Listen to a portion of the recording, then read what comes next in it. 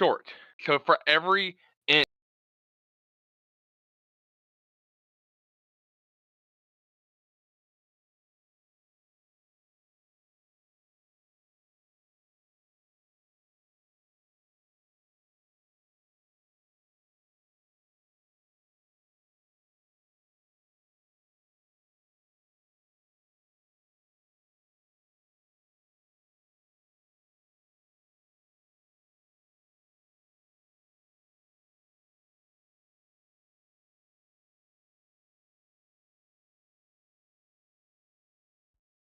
Racing isn't easy, but experiencing it is.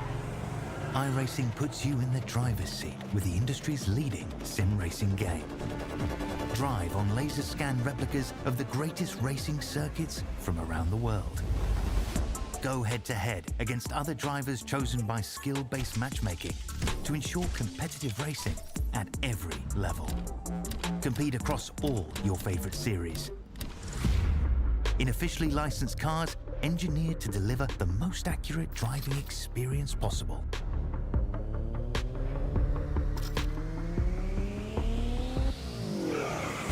Join a race or host your own with players from across the globe. Race against the computer or in a league with friends. Feel the thrill behind the wheel. Visit iRacing.com.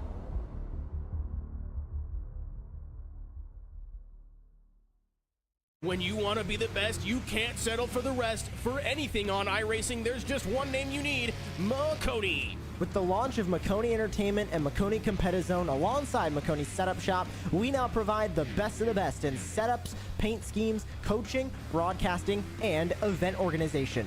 With cars across all 4 license classes, we have what you need to hit the track with confidence. Grab a subscription and save money while going fast at MaconiSetupShop.com/subscriptions. And remember, at Maconi Setup Shop, there are setups, but your victories.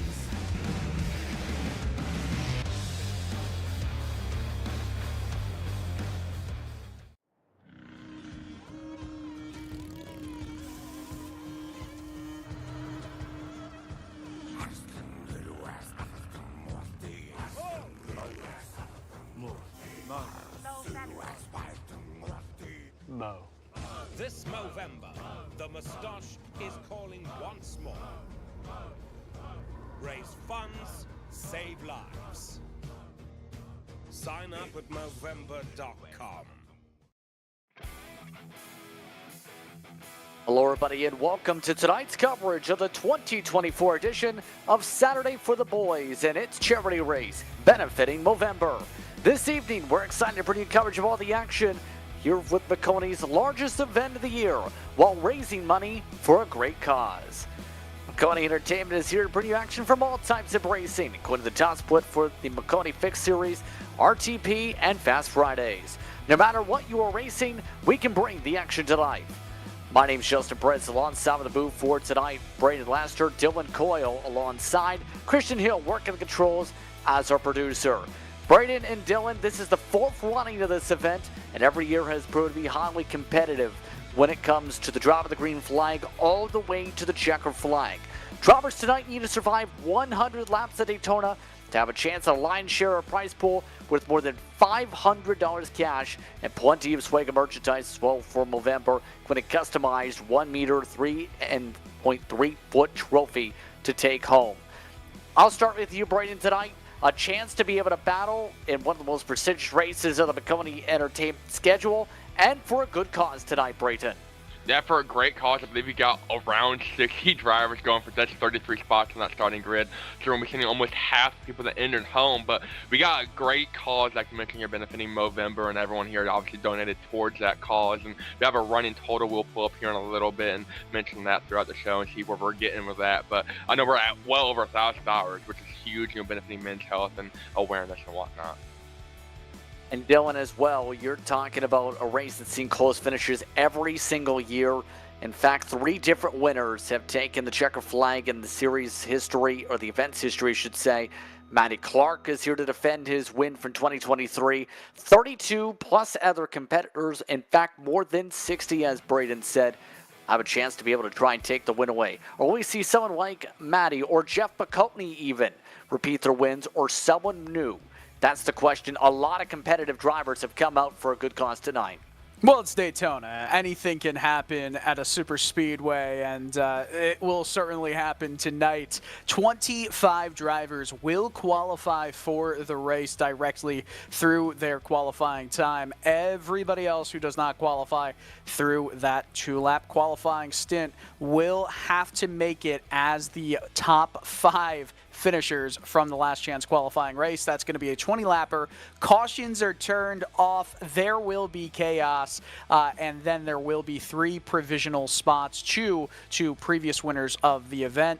1 will be promoter's choice. So lots of excitement on the line tonight, lots of pride, some money involved, of course, all going to a good cause. And Brayton, I'm a little bit disappointed you didn't join JP and I in No Shave November for Movember charity. Well, if I'm being honest, I think I did participate. I just can't grow any facial hair. Okay. Is the reason there. Understood. You could have said, like, it was blonde and, yeah, you know, can't blonde. See, but I appreciate your honesty. Well, there's a lot of supporters and sponsors when it comes to this event. Of course, Movember, a part of that sponsor list, want to be able to blend towards that direction. In terms of our discussions here, Movember is a leading charity changing the face of men's health. Headquartered in Australia, they have rapidly grown to one of the largest charities in the world, and they take on projects across the globe with a focus on mental health and suicide prevention, as well as male-specific cancers. Over 1,250 men's health projects have been fully funded since 2003, with more than $1.4 billion raised in 21 years. Movember also has a 99% score with the Charity Navigator and is accredited charity according to Give.org and the BBB. Movember is highly respected and well run as a charity. Mobros also get involved by growing the mustache, for those who don't know, at the start of each November, and also called November, and don't shave for the entire month. Other ways to get involved include hosting moments like this race, taking on physical challenges, and funding for charity. Since 2021, Maconi has raised more than $7,000 for Movember. To be able to donate, follow the link on the screen with the QR code, or go to MaconiSetupShop.com/Movember. The total from this year, more than $1,300, more than $7,000, remember, from the past 4 years combined. Tonight also going to be brought to you by Maconi Setup Shop and Maconi Entertainment, the home for setups, paint schemes, coaching, broadcasting, event promotion, and more in the racing service. Subscriptions available as low as $8 a month. The official setup shop of eNASCAR and official series sponsor for the NASCAR C-Fix Series. Also, be sure to sign up for Fast Fridays by going to Maconi Setup Shop/Fast Fridays to learn how you can take part in those events. But tonight is going to be a fun one when it comes to the racing. Let's take a look now at our next portion, the event details. It's going to be so critical to think about. After all, we've already gone to the pre-racing grid portion of that layout. How it works is 33 start the race, 25 are from the qualifying session. Qualifying currently is underway right now for these drivers up until the next few minutes. They have 12 minutes to complete a session time. 3 drivers for the previous winners' provisionals will also be available. 5 drivers move on from a 20-lap last chance qualifier. Now, here's the thing about the LCQ. It does not have caution flags. There will be chaos, Dylan, and there will be a lot to be able to put pressure on before you make that 8 o'clock feature. Yeah, 100%, and it all can come undone genuinely in the first lap of the race. All these drivers are going to be jostling for position, and with upwards of 30-plus competing, it's going to be difficult. If you have a really poor time in qualifying, you're going to have to move up through the field very quickly, or else you're not making it into the full feature. Only the top 5 will make it, and you can be more than safe coming out of the final corner, and then all of a sudden you're back in 6th, that you're missing the big show. Yep, absolutely at this point. Remember the LCQ coming up, but also Brayton, there is prizes on the line. There's a look at the prize pool amongst your top front runners. Also remember, the winner gets a custom trophy on top of it. Yeah, a lot of different prizes mentioned tonight, over $500 total. Mentioned the 1 meter tall, it's 3.3 feet. $150 to first, $100 to second, $75 to third, $50 to fourth, $25 to fifth, and then $20 is spread out amongst the top 10 there. I believe there may or may not be a bonus for the winner as well. Jeff talked about on social media. If the winner does a unique celebration, kind of Indy 500 style, pour eggnog, pour hot chocolate that's not that hot, something in the form of a liquid. It could be hot sauce, I think, and then post on social media. I believe they may or may not get an extra bonus. So Jeff will be, I'm sure, contacting the winner there. Jeff, I'm sure, might just want to chug some eggnog and find Victor Lane himself. Potentially in that regard for tonight, $150. Remember, to the winner, going to be fun to see who picks up that tonight in this race as well. Remember, we are at a track like Daytona here, Dylan, and that's going to be a big emphasis. Daytona International Speedway, super speedway racing, anything can happen, especially over the course of the feature. This place, the world center of racing after all. Yeah, Daytona is where stock car racers always want to win a race at. And of course, with it being broadcasted on Maconi Entertainment, a lot of drivers are going to be vying to be a winner in a broadcasted series. Maconi Entertainment, of course, does a lot of series throughout each week. So if you want to get involved in that, if you're a league runner, feel free to go contact everyone at Maconi Entertainment, MaconiSetupShop.com. Yes, indeed. Daytona is going to be a fun one to see which of these drivers take it in terms of the race tonight. Still a few more minutes to go in the qualifying procedure before we get going here. Brayton, still a lot that can happen too, as I was just about to say. But what keeps on the mind here when it comes to a super speedway like this? What is on your mind when you go super speedway racing here at Daytona? That, like you mentioned, a lot is on a driver's mind. I've had the pleasure of racing here multiple times in the Royal Life Arkham Menard Series and at Talladega, and there's nothing quite like Daytona, though. The room for error is absolutely marginal at best. I mean, one bad bobble, one bad bump to the guy in front of you, or you receive a bad bump, you take it wrong in the corner, and you are taking the entire field out with you. And mention the LCQ tonight, no cautions whatsoever. You have one fast repair if you need it, but that no caution is really going to help you, at least for the LCQ. So, I mean, you really don't have any room for error, no mistakes. You got to be able to stay in the draft, and we're going to see a lot of chaos come LCQ time because of the whole no caution thing. So it's going to be a very stressful race. Absolutely. In this one. So, for the most part, people have just about finished up qualifying, but there's still 2 minutes and 25 minutes before things fully tick over. Remember how things look here. They have now noted that top 6 now go from the LCQ at this point. Times continue to shuffle on the board itself. But let's go towards us for the time being here. And I'll start with you, Brayton, in terms of this discussion once again. A lot of big names coming out, a lot of drivers, a part of the Maconi community coming out as well to take part tonight. We even have Zach Novak and Robbie Braybrell Jr. amongst some of the notables who are competing this evening. Who stands out the most to you that you're going to be watching for this race tonight? Yeah, I see Matty D. Clark there as well, last year's winner. And you see, we're going to look at times here in about 2 minutes when we start going through the grid. So Matty, I think we'll see him quite a bit. Greg Maconi as well. Saw him get pretty close a couple years ago.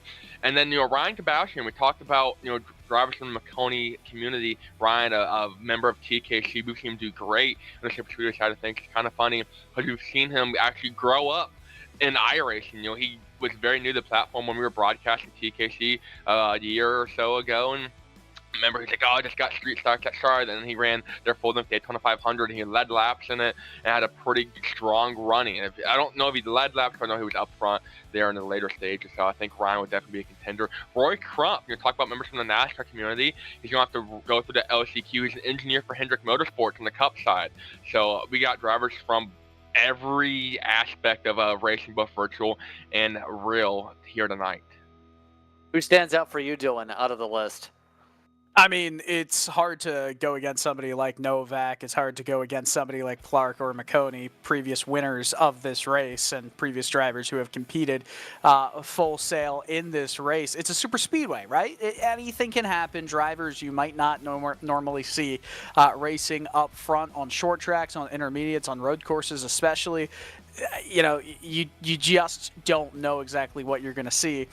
I would go with experience. I would go with when you're in stressful situations. Not every single driver in this field has been in as stressful as a situation as, you know, some of the drivers we've previously talked about have been in. And super speedway racing is part luck, it's part skill, but also it's part patience and knowing when to go forward, knowing when to make that run, knowing when to peel out of line because there's another run that's coming on the outside or the inside, or heck, it's going to be some lines in the middle of the field. So as this grid is about ready to go for the LCQ, it is pretty interesting to see and to kind of talk about that experience come into play. The drivers have now finished up the qualifying session. 25 have confirmed their spots for the race. We also have the LCQ coming on up. So, here is how the qualifying came out. Mike George, Josh Lokenvitz with Robbie Rabel Jr. and Zach Novak amongst the top 4. Andrew Willetaz also set a time in the top 5. We'll go to the rest of that order of those locked in a moment. Here's a look at those as well on that list. Jared Davis in 6th. Tobias Matheson will start 7th for the race in of itself. Dustin Scruggs will start amongst the top 8, 9 in front of right behind Carter Casey. Vinny Tigner rounding out your top 10, braided amongst those who are locked into the field. Then Noah Larson there in 11th, Jeremy Gardner there in 12th, Greg Maconi rolling off 13th, Jason M. Allen in 14th, Brandon Argenio, seemed quite a bit on the C-Fix side of things. Matty D. Clark, previous winner of this event, is locked in. He didn't need the provisional either. He'll be starting off 16th tonight. Rusty Rafferty there in 17th, Kevin Carlisle in 18th, Jeremy Pienta 19th, Ashton Pritchard in 20th, Brian Shabowski 21st. Jeremy D. Briggs, our Maconi's very own there in 22nd. Patrick Drabrick from Goat Locker is here tonight. He's locked in. Ryan Sebastian talked about him a little bit ago. And Mackenzie Corrence is rounding out the drivers locked in for tonight. Everyone else is going to be going through the LCQ, 25 plus drivers. That LCQ going to be very busy, and as mentioned, no caution flags coming up for those drivers. Some of the notables, Roy Crump was on the bubble. Amongst those also in the field, Logan Threlkeld will be back in 9th position. You also have Jonathan Sellers that we've seen good speed on, one of the Maconi Setup Shop based trucks that you'll keep an eye on tonight. John Lucido did not make his way into the race via time. Interesting for him. He's somebody known for doing well. Also, Alex Bonsignor will start towards the tail of this field. Then you have others like Daniel Selway and more who will also take part in the LCQ that's now rolling on the racetrack. The rest of those drivers scrolling on your screen. For those who will take part, it goes all the way back to 25 starters. It came down to 1,000th of a second, separated amongst 4 drivers on the bubble to qualify for this race, Dylan.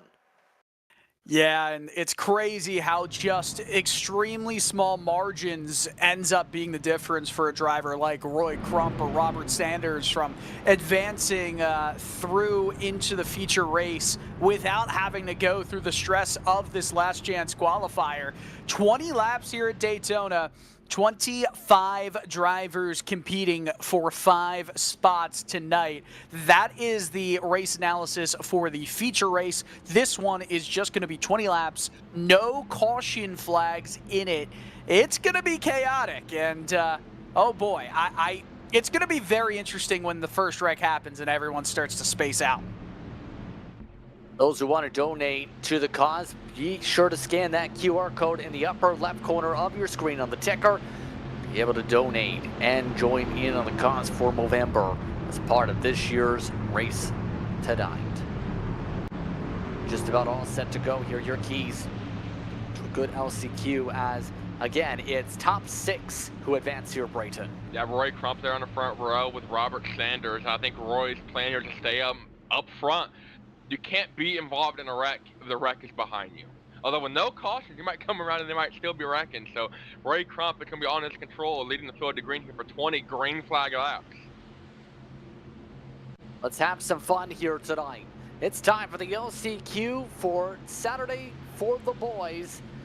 We're underway from Daytona.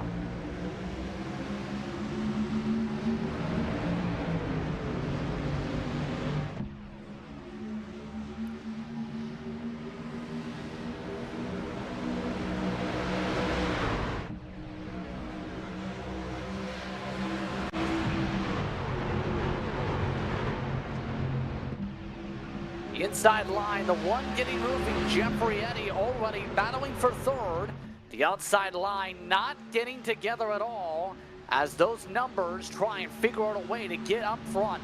And the front two have already locked up. Tyler Watermullen goes from fourth to second, pushing Ray Crump. These two are good friends on and off the racetrack and showing the relationship here. And it's allowed them to pull handsomely away from the rest of the cars on the inside. But here comes Robert Sanders working the outside groove. No help though yet. Still a fair bit back, still as the outside now regains some of that momentum with Robert Sanders. First lap complete, no troubles so far. Everyone's staying 2 by 2. And this is going to make it hard to be able to try and slice your way through when nobody wants to get out of the line.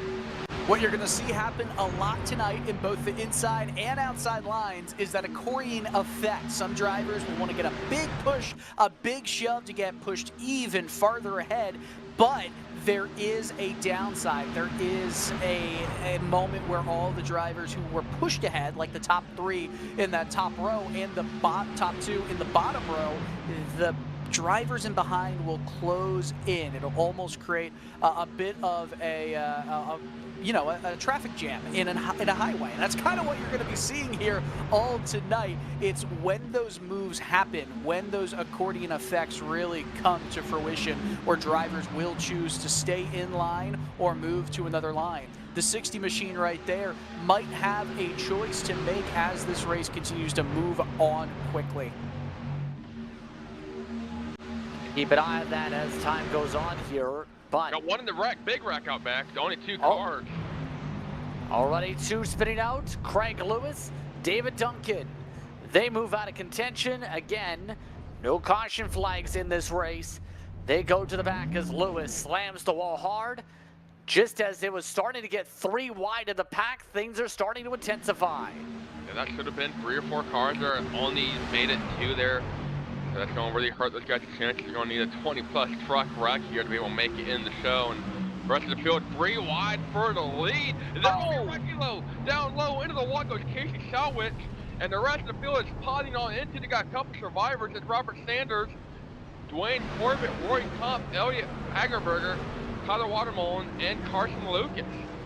And the LCQ has seen the pack implode. There are just 6 drivers in the main pack. Everybody else is scrambling to try and sort each other out here. But that may have just made a few people's races calmer. Others, oh boy, it gets wild. That was quite an unfortunate move made right there. I think that was the Swedish fish machine of Fagerberg, who just kind of got squirrely in the middle of a few trucks and ended up turning one of the trucks up high. And unfortunately for the rest of the field, they're kind of out of it now, and that Swedish fish machine, well, continues on just in this fight for a top 5 spot. Of course, one driver from this group of 6 will be out of this race. Well, Maconi did make it a top 6 just before the start of this one, but the numbers are simple. There are 6 in the lead pack. At this point, we'll see how the survival game now goes. If anyone gets uber aggressive here, Brayton, and decides, I just want to steal this lead, then it can get very ugly if there's anybody who throws away a top 6. Yeah, Matty Clark qualifying on time made it, so one of the provisionals went towards the transfer spots, and see a replay of the wreck. So only the 6 guys in this race will transfer, and that'll be 4-second gap to Carson Lucas and company.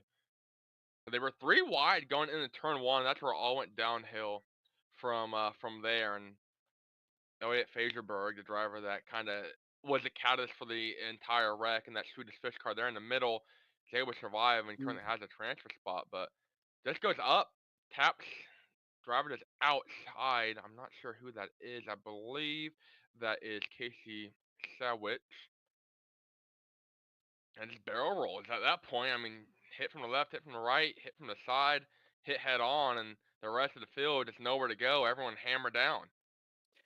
Yeah, that's just really unfortunate right there, seeing that wreck happen. And with, yes, 6 drivers now transferring from this race into the feature, it, it kind of calms down now for a little bit. If there is a mess up here between these 6 drivers, then that would be quite interesting. But look at that. Fagerberg is just continuing to get a bit aggressive on the back of Dwayne Corbett. If there is a wreck, it might come from that aggression. Absolutely wild to see that break up the pack like it did. And everyone just staying in line and working together at this point. Now, here's the thing. Depending on what happens here, there is still 2 trucks that are picking up lappers that are closing in some time right now. Carson Lucas, Casey Pruitt. Those 2 gained 2/10 last time by. If they find more numbers, they might be able to do something. They are working a little bit closer, not tandeming per se, but they are gaining a lot of steam down the straightaways right now to try and close down that gap. They need to get within 1.5 seconds of the leaders to have a chance to make it a battle for the bubble spot. Yeah, I don't think this is over at all for Carson Lucas and the 88 Lucas Oil Machine. See the help he's got from Pruitt, from the lap car of Craig Lewis. They're catching some more lap traffic, I believe. And the lead pack mentioned they're not really pushing it. They know they're locked in, just got to keep it clean, and it's going to stay green and no laps. So I don't think they're really pushing the issue there. They're only going 180, 182 miles an hour. This second pack, 184, 185, maybe 186. So I think they definitely have the speed. It's just a matter of if they have the time. Last time by half a second gain, because here's the difference. Pruitt is willing to bump just a little bit, not too much on the tandem, but others up front, like Dwayne Corbett and Elliot Fagerberg, are not pushing at the time. They are, if anything, not pushing as hard as they could go. It's another 3/10 trim this time by. Pruitt doing a really good job as the pusher. Yeah, and once we get to within a second between these drivers and the front 6, that draft is really going to come into play. It's almost like DRS, right, in Formula 1. If you get within 1 second, you get to open that rear wing up, get an extra bit of speed from the lack of drag with that rear wing. Here, it's almost going to be a similar effect, especially at the super speedway. It's almost like a parachute what we're seeing right now with the front 6, because they're unwilling to be aggressive and move away from this field. That lack of aggression might cost them in the long run. It's only to try and run single file and not side by side, slowing them both down. Yeah, they just went side by side, by the way, in that lead pack. In fact, makes no sense. Yeah, they are going to cost each other time. 48 sixes last time by, 48 flats for those in the push pack. And this is going to create a very urgent final couple laps here. We're already at the halfway mark, by the way, of this LCQ. And the lead pack, despite gaining more drivers, is just continuously not putting down the times these 4 are doing. Yeah, James Kaufman, for reference, is a lap car in this lead pack. He was actually able to pull to the outside and start passing these guys by himself. That's how much they weren't pushing on the bottom, and that's why they went side by side. Robert Sanders and Dwayne Corbett trying to now lead the field from the outside with the lap help of Kaufman out. Fontenor, heavily damaged truck goes slow and out of the way, and Carson Lucas now within 2 seconds of being within a transfer spot. So when they catch this pack, and they're going to catch this pack with a huge head of steam, about almost 5-6 plus mile an hour deficit now from the lead pack to the second pack, it is going to be troublesome. Doesn't help either that they're swaying a lot in this lead pack. Not a lot of straight line driving for these competitors right now. They got to be able to keep the grip and things as Lucas has got the draft. Lucas has picked up the draft and he's bringing Pruitt with him. And now it's an 8-car battle for 6 spots. How will they sort it out coming around to the final stretch of this one? 8 laps to go. Look at that gap continue to come down here. Carson Lucas giving himself and Casey Pruitt as good of a chance as could be to get involved in this battle. Half a second gain there from the straightaway to the next straightaway. Already mixing it up with this top 6 group. It is all on them. They decided to go side by side. They decided the lack of aggression was what they wanted to have, and they're now eating their cake. The rear-road late model racer able to jump up. Lucas having some big bobbles, and now is side by side with Schaub. Schaub is the bubble car, now the first truck out as Lucas jumps up into the top 6. Here comes a couple other of these drivers. Brady Schaub now trying to get back in line, but Jacob Lincoln, that 37 truck, not on the lead lap. The driver in front of him low, Casey Pruitt there in that 32, that bright green 32, he's trying to race his way into a transfer, less than a handful of laps to go almost. And you got a couple lap cars, a couple lead lap cars, but they're all fighting just as hard, and this is going to make it interesting. It's outside now with a ton of momentum. Look on the inside, Elliot Fagerberg trying to hang on with help from Roy Crump. Not quite able to get there, but huge run of steam coming around the corner here. I don't think they're done wrecking either. And if they're not done wrecking, then that's opening the door up for both Ian Humphreys and John Lucido, currently 9th and 10th, to maybe pick up some transfer spots if 2 or more drivers get wrecked from this group. Yeah, right now, a lot of swaying. I'm not liking this. Somebody needs to grip the wheel a little bit more tighter, white knuckle it. Right now, no place to go. If you're Pruitt, they also have lap trucks joining in on the fun like Lemke, who are just riding at the back of this group. Right now, we'll have to see if anybody's able to change things up here coming up 5 laps to go because the status quo does not look comfortable. Status quo definitely is not set at all. I'm not really sure who's favored, as both bottom line and top line are having their moments and having their ups and downs, especially going in and out of the corners. The bottom to persevere, and then through the middle of the corner, that top lane led by Dwayne Corbett looks really good and really smooth. We mentioned the bobbling, the left and the right, the shaking. The driver can start white knuckle gripping it, trying to hold a steady wheel. And I don't think anyone's gonna go 3 wide yet. Maybe wait till we're coming up to the white flag lap, but you gotta finish if you want to make the transfer spot. You know that. Have to be able to survive. Have to be able to keep it clean. That's going to be the expectation here. Coming up 4 laps to go. Lucas still side by side with Schaub. And obviously at this point, Lucas continues to get the edge down the straightaways. What does Schaub do? He's boxed in with no place to go so far.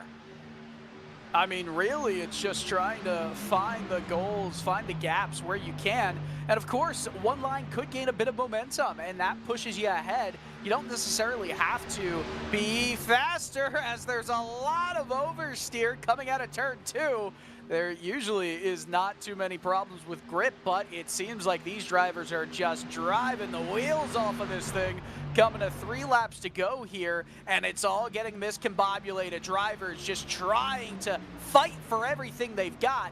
If you got momentum with one line, go with where the momentum is, but also don't try and make a decision too brashly right now. Oh, Crump nearly drifted up and nearly got turned around by the 68 of Waterbowen. Waterbowen having to check up hard on the inside. Now the outside swings back momentum-wise. All of a sudden, it's side by side between Waterbowen and Lucas about some of the transfer spots. Coming up to 2 laps to go when they come to the stripe, and this pack does not look stable. And communication on a race like this is key. The only drivers in a voice chat were able to communicate effectively and easily is Crump and is Watermole there in second and third place on the inside line. So expect them to make a late run here if they need to. Currently sitting well inside the transfer spot, but two drivers outside looking in are Ian Humphries and John Nucito, currently 9th and 10th, and really the only drivers that could capitalize on a wreck in this lead pack here. Final 2 laps, Lucas, huge checkup. Kaufman having him check up himself as well. Now the boost coming alongside for Schaub and Kaufman once again. This is all getting mixed up because, well, Kaufman is a lap down.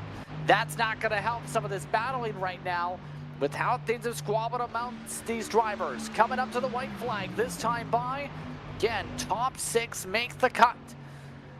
Right now, it's Fagerberg and Corbett who look the most comfortable up front. Roy Crump and Robert Sanders also in comfortable positions. But which drivers are going to move their way in on the final time around? There's a lot of sawing on the wheels in both lines. No one seems too comfortable. A push up to Fagerberg. Who's going to get the top 6 spots here? Fagerberg holding on, now getting pushed by Crump in the middle of the corner. He communicates on the radio, didn't like that one. Corbett gets the bigger boost. Lucas tries to push through the lap truck. Side by side with Watermoen. Watermoen right now amongst the bubble. Schaub looking for the boost back in the corner. Fagerberg again getting pushed in the corner. Now Watermoen gets loose. He slides out of the transfer. More contact for Schaub. Schaub trying to hold on to it. Lucas tries to steal the win. Checker flag out front goes to Corbett. But it is Fagerberg, Lucas, Sanders, Crump, and Watermoen is out. Schaub holds on to the final spot as everybody else has contact behind him. It was a bump and run at 185 miles an hour that knocked Tyler Watermolen out of this race. A bump from Schaub sends him to the back, comes up, collects Schaub and one other driver of Casey Pruitt. Sends one truck into the air, but Schaub able to hang on a transfer spot, and Dwayne Corbett wins the LCQ in spectacular fashion, 3, almost 4 wide across the line. Now Carson Lucas waited to the last lap to try and make a move to steal the win for some track position, but Corbett is the one who holds on for the outside, a win by 0.040 seconds, by 4/100ths of a second the difference. So an exciting one as 25 drivers took part in the LCQ. Don't mind the lap counter as it's time for warm-up before things transition to the next session. Dwayne Corbett once again taking the win in the LCQ. Then Funkerborg with Lucas, Sanders, Crump. Once your top 5, Schaub is the last in. Watermolen is the first one out. Lucido, Humphreys, Pruitt, Threlkeld, Selway, Duncan, along with Magigan were out with Clint Mata, then James Kaufman, Lemke, Taylor, Eddie, Lewis, Bonsignor, Craig Lewis. Austin Lewis was the 1 in 20th. Here's a look at the race results now as we get to show that now. There's that top 10.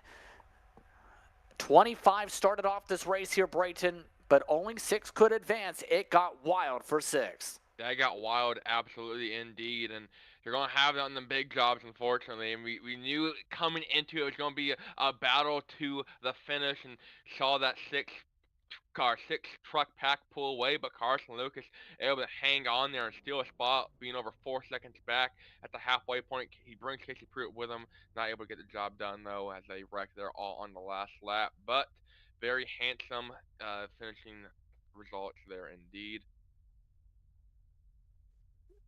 Just received word we have promoter's choice that will get the last spot in the race here.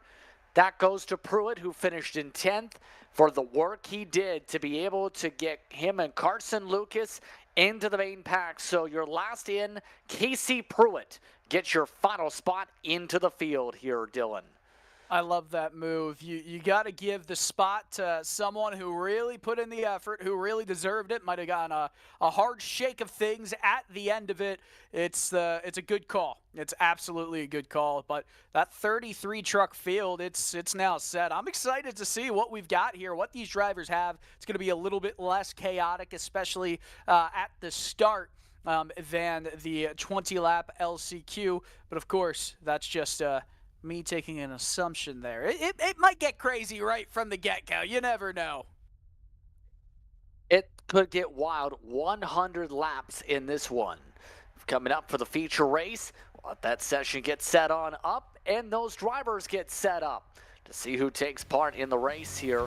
Again, your last spot goes to Pruitt. Moving on for the LCQ, Corbett, Fagerberg, Lucas, Sanders, Crump, Schaub are the ones who advance via spots in the LCQ race.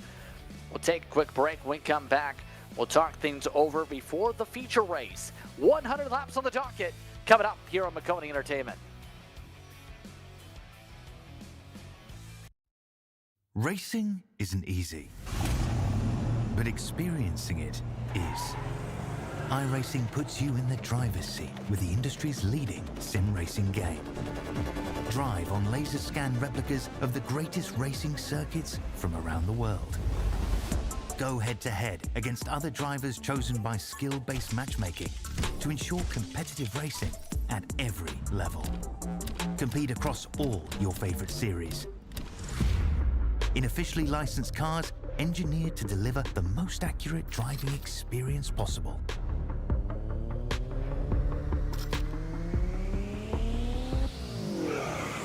Join a race or host your own with players from across the globe.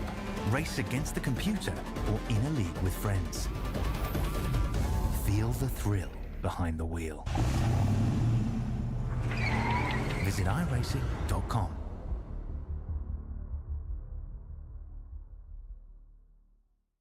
When you want to be the best, you can't settle for the rest. For anything on iRacing, there's just one name you need, Maconi. With the launch of Maconi Entertainment and Maconi Competizone alongside Maconi Setup Shop, we now provide the best of the best in setups, paint schemes, coaching, broadcasting, and event organization.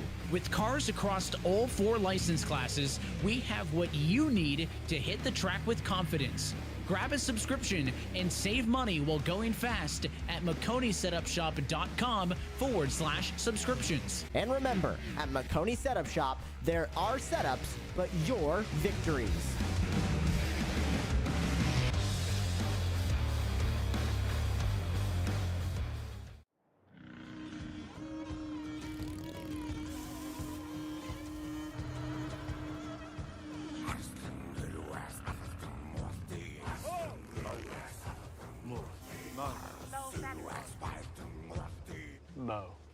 This Movember, the moustache is calling once more. Raise funds, save lives. Sign up at Movember.com.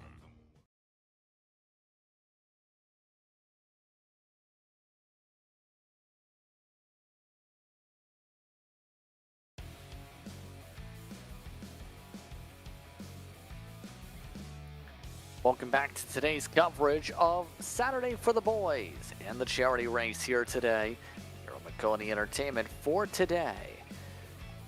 So at this point, the drivers get themselves prepared and ready to go. They have about 15 minutes before the gridding procedure starts for tonight's action here from Daytona International Speedway. Justin Prince alongside Braden Laster and Dylan R. Coyle for today's coverage as we get set up and ready to go. Some intense racing once again for these drivers to be able to get themselves into the spots they are. And now it's going to be the question, Brayton, are they going to be ready to go racing for 100 laps? Multiple potential pit stops, multiple potential factors. It could be a long night for some of these drivers. A long night indeed. 100 laps, that comes out to around 2.5, 3.5 maybe hours.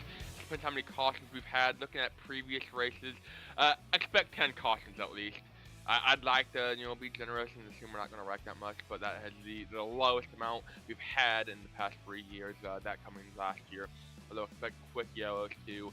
A great format, a great race control they've got here for the off-track system for these guys. So caution's always at Daytona. They can expect them. Hey, if it goes 100 green flag laps, I am not opposed to that either. What about you, Dylan? What do you have to say after a thrilling LCQ, and now we set the table for a thrilling race in less than 15 minutes time?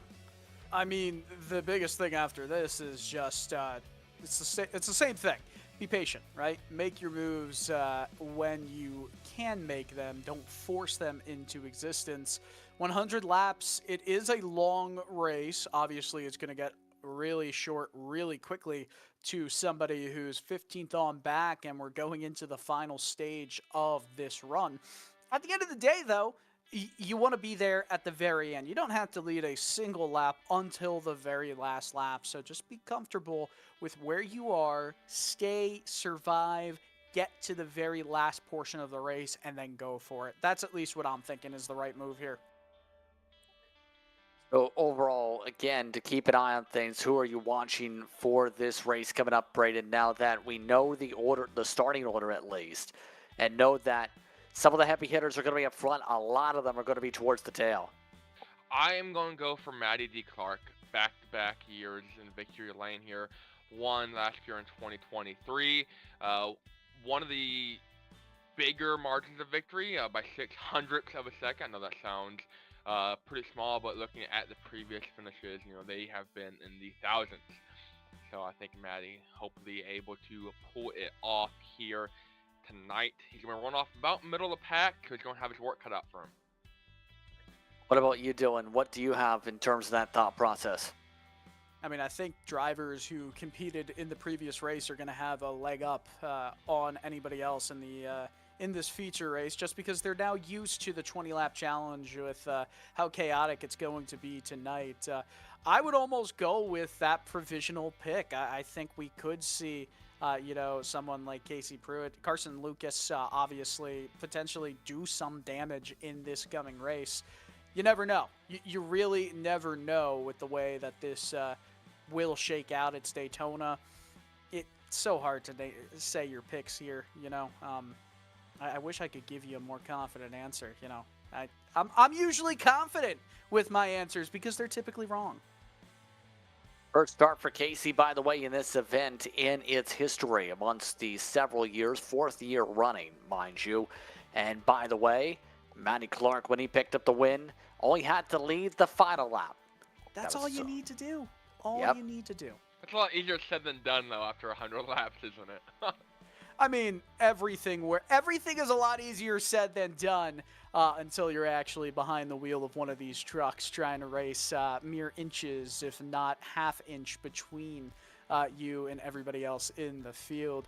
The fact that cautions will be enabled, I think it's going to lead to a little bit more respect between the competitors here tonight. I like to say that, but Brayton, you said 10 cautions is what you're guessing? That would be generous looking at years past. Last year we had 10 cautions for 30 or so laps. The year before that, in 2022, we only had 13 cautions.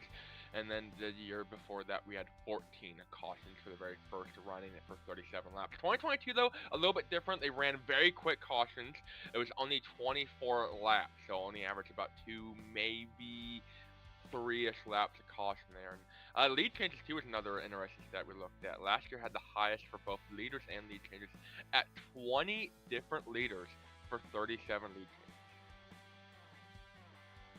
Lots to talk about here tonight, but as we get to 10 minutes before the race, let's go for a reset and remind you why we're tuning in and why we're racing here tonight. Tonight's action brought to you in part by Movember. Movember, of course, the charity we are raising funds for here today, and is a leading charity in changing the face of men's health. Headquartered in Australia, they have rapidly grown to one of the largest charities in the world and take on projects across the globe.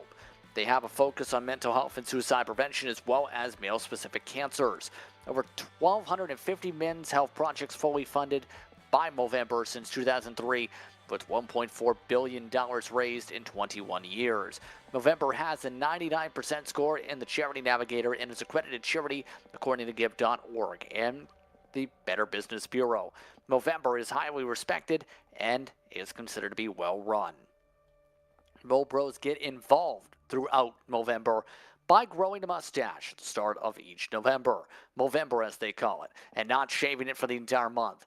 Other ways to get involved include hosting moments like the 2024 Saturday for the Boys, taking up physical challenges, and fundraising for the charity. Since 2021, Maconi has raised more than $7,000 for Movember. Donate the following link, Maconi Setup Shop /November, or scan the QR code on stream to be able to donate. That total currently at $1,391 for the 2024 edition so far.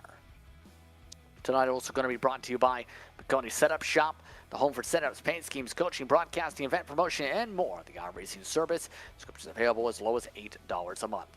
Maconi Setup Shop, the official setup shop of NASCAR, and official series sponsor of the NASCAR Class C Fixed Series. As well, as we continue to prepare for tonight's action, let's look at the details once again. We've gone through the first two portions of the night, Brayton. Now it's the race portion. 100 laps. All those slots have been determined. Yeah, see those starting, I guess, provisionals there on how they lined up tonight. They had 25 drivers from qualifying in the previous session. Mike George able to get the pole there. Then of Maddie Clark locking in. We ended up taking 6 from the last chance qualifying race there. We saw that just a couple minutes ago. Then your provisionals, remember Maddie D. Clark there, previous winner, went to the last chance race. Then Jeff Maconi ended up getting the other winner's provisional, Jeremy Stanley, not here tonight in attendance. And then Casey Pruitt got the winners, or the provisional choice, promoter's provisional choice there. So that's how we got our 33 car field here, ready to go for a 100, hopefully green flag laps. And I say 100 laps cost because only one of the past 3 races has actually ended there. The other 2 have gone into overtime. And remember as well, there is a prize pool for this event. The prize pool goes up to $150 for the race winner. These are the correct totals. Second place gets $100, $75 for third.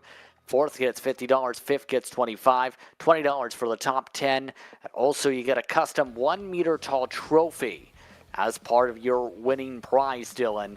People like trophies and cash together. Absolutely. I'll take one of either. You don't have to give me both. But since you are, I'm speaking as if I'm the winner. I was I'm like, are you racing tonight, Dylan? Ah, man. You know, if I was racing tonight, I would already be joining you guys in the booth because I would have been out at the LCQ. You know, it's just how it works. Just how it works with me behind the wheel. Nonetheless, you know, that is a wonderful prize. And, you know, it is cool that it's not as big of a drop-off from first place to second to third to fourth and what you get for being in this race tonight. So often we see, especially on short tracks, you know, I remember I used to work with the World of Outlaws, and I saw, you know, P1 would get the lion's share of the money, P2, P3 would get minuscule amounts. So this is great. You know, it's not as big, not as, you know, massive as we're talking about $10,000, $50,000 to win races, but with it being 150 to 100 to 75, we might see a little bit more drivers with not being there. Yes, indeed. Remember, Movember.com/Maconi to be able to try and make a difference in men's health here tonight. To be able to donate and be a part of the charity. Again, $500 total on the line for the prize pool itself. We are at Daytona International Speedway, remember, for tonight. It's going to be 100 laps. They have up to 4 hours and 50 minutes in session if necessary. But Brayton, these trucks, they are momentum-based, and we've seen the momentum really play in the hands in the LCQ. We'll see how the momentum breaks down tonight. They're very momentum-based indeed here. 31 degrees of banking near this track. Any and all NASCAR fans should know, most racing fans as well. This track, known for more than just NASCAR. They have the Rolex here, the MotoGP races here. They have all kinds of vintage and historic races here. And there's also, of course, the birthplace of NASCAR, the Daytona 500. You know, the the hotel right down the street there on Daytona Beach. And this area as a whole is beautiful and a great night. A great track and great venue here to race for such a good cause. Momentum-based trucks, though, that's what these are. Saw it in the LCQ. If you're pushing very aggressively, it has its risk. We saw that right there on the last lap, but we also saw how Casey Pruitt and Carson Lucas were able to make up over 4 seconds in about 7 or 8 laps, maybe even less. So momentum is going to be huge here, but keeping the momentum going is going to be risky as well. What about you, Dylan? What's on the mind when it comes to Daytona here as we come back to cameras here? I mean, it's the same thing, right? It's just be patient. Get ready for the right moves at the right time. It's a long race. Also, you gotta look good when you're on the cams, right? You gotta be ready to go. You gotta show that facial hair off and just be excited. Brayton, you're showing the facial hair off. I can see. I know you look good, man. It's there. It's camouflage. I can feel it. Yeah, I can feel it. Yeah. I mean, you know. It's all we got. JP, I would like to know a little bit of your method for connecting the beard and the mustache. Something I struggle with mightily. I don't think there's a method. It's just genetics. All right. Well, that's a struggle for me. But I got the Wolverine chop sometimes. If I want it, I can shape it the way I want. But I don't have the muscles of Hugh Jackman's Wolverine or anything like that. Let's not get too detailed. But nonetheless, it is Movember, and it is all for a good cause here. It is cool to see this race happening on the final day of November, and kind of just seeing what everyone's been working on. If there is a cause that they've personally been for, or they're just trying to participate, it always helps Men's Health to talk about. And gosh, I'll tell you what, sometimes I feel like Men's Health is one of those topics that, as people in motorsports, JP, obviously you in the sim racing world, Brayton and I both in the broadcasting and PR, and you, Brayton, racing world as a driver, we can always do more to talk about the mental health and the stigma. Get rid of that stigma behind it. Absolutely. Especially when it comes to the men's health side, to be able to keep in mind, mental health side, to be able to keep everything in check. It's so difficult to be able to break that stigma, it feels like, over time. But events like this is important to be able to raise funds, to be able to help support the causes, to break that stigma, to be able to help in terms of the men's health side, absolutely, for this event and in general here. So, just received word we do have a delay coming up. A session issue is apparently going on right now at the moment, so they are currently correcting that session situation before we get going for the race. So, the situation is we are currently under a delay here for the Saturday for the boys for 2024. Again, get things set up again, session situation for the time being. So, we'll take a step aside while we can for a moment, and then when we come back, we'll hopefully have things resolved for the session situation. Again, you're watching Maconi Entertainment coverage of Saturday for the boys as we get set to go racing 100 laps under the lights at Daytona. Racing isn't easy, but experiencing it is. iRacing puts you in the driver's seat with the industry's leading sim racing game. Drive on laser scan replicas of the greatest racing circuits from around the world. Go head-to-head against other drivers chosen by skill-based matchmaking to ensure competitive racing at every level. Compete across all your favorite series. In officially licensed cars, engineered to deliver the most accurate driving experience possible.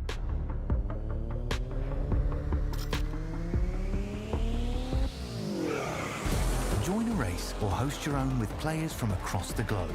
Race against the computer or in a league with friends. Feel the thrill behind the wheel. Visit iRacing.com.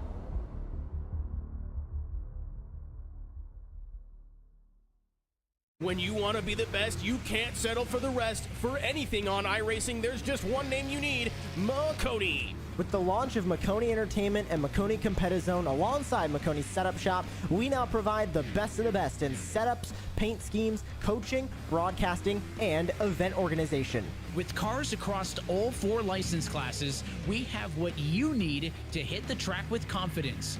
Grab a subscription and save money while going fast at MaconiSetupShop.com/subscriptions. And remember, at Maconi Setup Shop, there are setups, but your victories.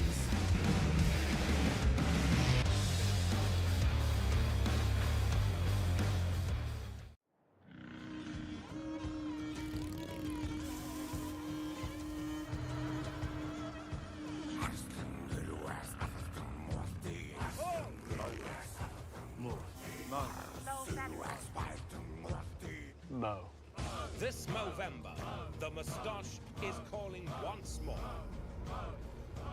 Raise funds, save lives.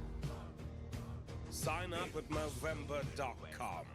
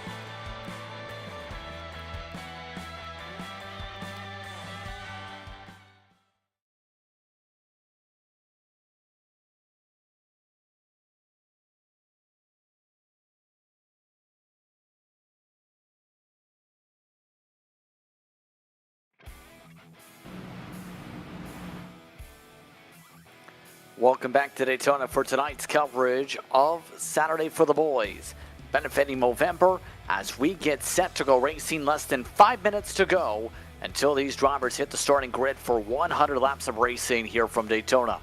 I'm Justin Prince, alongside me in the booth once again, Brayton Laster, Dylan Coyle as well. We have our producer Christian Hill for tonight's action. So currently, we're in the midst of preparing these drivers in the final warm-ups as they get themselves in position to go ripping around the racetrack. It should be a fun night once again here, Brayton, to emphasize. We've already mentioned the excitement levels as well as the race and events itself. Now it's the question, how are they going to do in the race, as now it's time for the session in itself.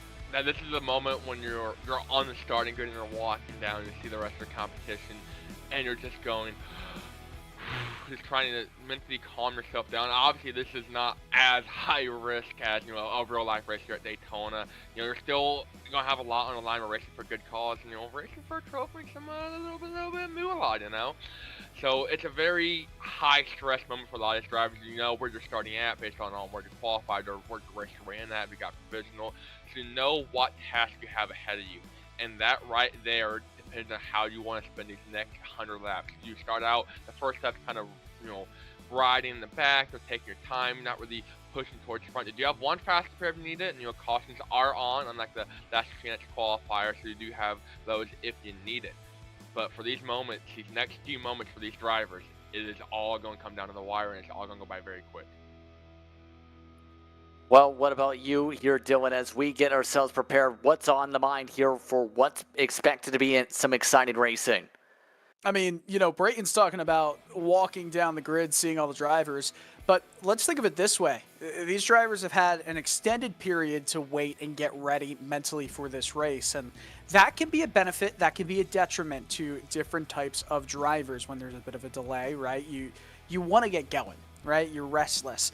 People are going to be a little bit more antsy in general, I think, at the start of this race than they would have been otherwise, because it has been a long wait. Remember, especially for the drivers that put in a qualifying time in the top 25, that was around, goodness me, an hour ago. So by the time we get ready to go here, there's going to be a lot of drivers that are just saying, let's get on with it. And I don't care about the fact that patience is a virtue. They're going to go for it right off the bat, which is going to lead to some potentially early on calamity. We'll see how drivers kind of get into that mindset. It's different for every single one. Absolutely. At this point, we'll have to see if the drivers are able to maintain the mindset and be able to run well by the checker flag in this race. It should be a fun time, to say the very least here. So at this point, what do you do, Brayton, when you're about to hit the starting grid for a race like this in real world? Just out of curiosity. I like to listen to music. I'm not gonna lie. I'm a big Taylor Swift fan, so I'll sit there and I'll walk down the grid and I'll shake hands and typically though, before I walk down the grid, I'll sit there and throw my AirPods in. I'll kind of rock out a little bit my own world. It was some Miley Cyrus, or some Sabrina Carpenter. Some manly songs. I want to know if this is serious. If it is, then more power to you, because this is 100% serious.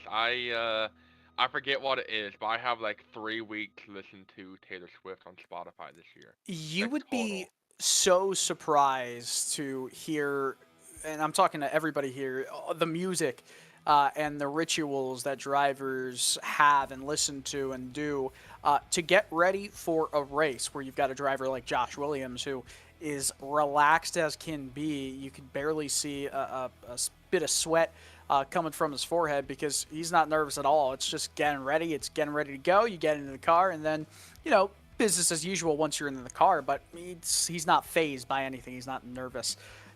You've got other drivers. One of my really good friends, Myatt Snyder, I'm going to see him after this race tonight. We're going to catch up a little bit. So he'll laugh that I bring this up, but he likes to listen to some heavy metal music, like real head-banging music before getting going in the car, which is not his personality whatsoever, and it is the funniest thing. So the way drivers kind of get ready to go, it's all different.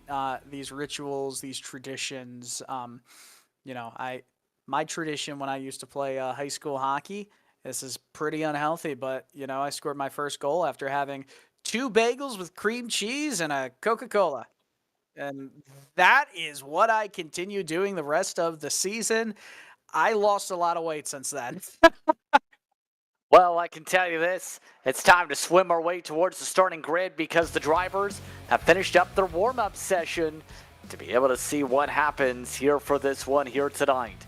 Let's take a look at how they'll start for tonight's action as we have 32 who have made it into the session. Mike George and Josh Lorkenvitz will start on the front row. Then, row number 2, Robbie Vrabel. He'll start alongside Zach Novak, a pair of Maconi setup shop trucks. Then, row number 3 is Andrew Woodine, Woides and Jared Davis in the 6th position. Tobias Matheson starts row 4 alongside Carter Casey. Dustin Scruggs will start in row number 5, and Vinny Tigner rounds out your top 10, Brayton. Going outside the top 10, row number 6, you're going to have none other than Noah Larson and Jeremy Gardner there in 12th. Greg Maconi, saw him finish inside the top 10 last time out.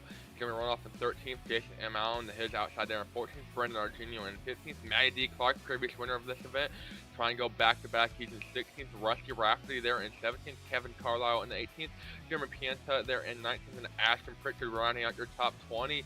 Dylan, take it from here. We continue moving on through the field. In 21st is going to be Brian Sobleski and Jeremy Briggs alongside in P22 in that 48 machine. Patrick Drabeck is in 23rd with Ryan Kilbashian in 24th in that 10 truck. Mackenzie Corrins rounds out the 25 drivers that made it into the field through qualifying. Elliot Fagerberg, of course, made it through in the LCQ, starting in 26th position. Carson Lucas of Lucas Oil fame will be starting in 27th. Robert Sanders alongside him in 28th in that Ford machine. 29th is Roy Crump, Brady Schaub in 30th, and of course the final 3 drivers, all provisional spots. Jeff Maconi, Casey Pruitt in 32nd, and then in 33rd, nobody. Okay, I lied. You're missing someone. Yeah, your winner of the LCQ missed the race. Oh no! Yeah, interesting to say the very least. But now it's the matter of the race itself. Your quick keys, Brayton, as we go racing 100 laps with your Movember race analysis. Survival of the fittest, that's all I can say. You got to be there at the end. To finish first you must finish. Who will finish this one as a winner? That's the question. We're racing for a good cause here tonight for Movember. Let's find out how we do things well here. Mike George in control. The green flag is out. We're underway from Daytona.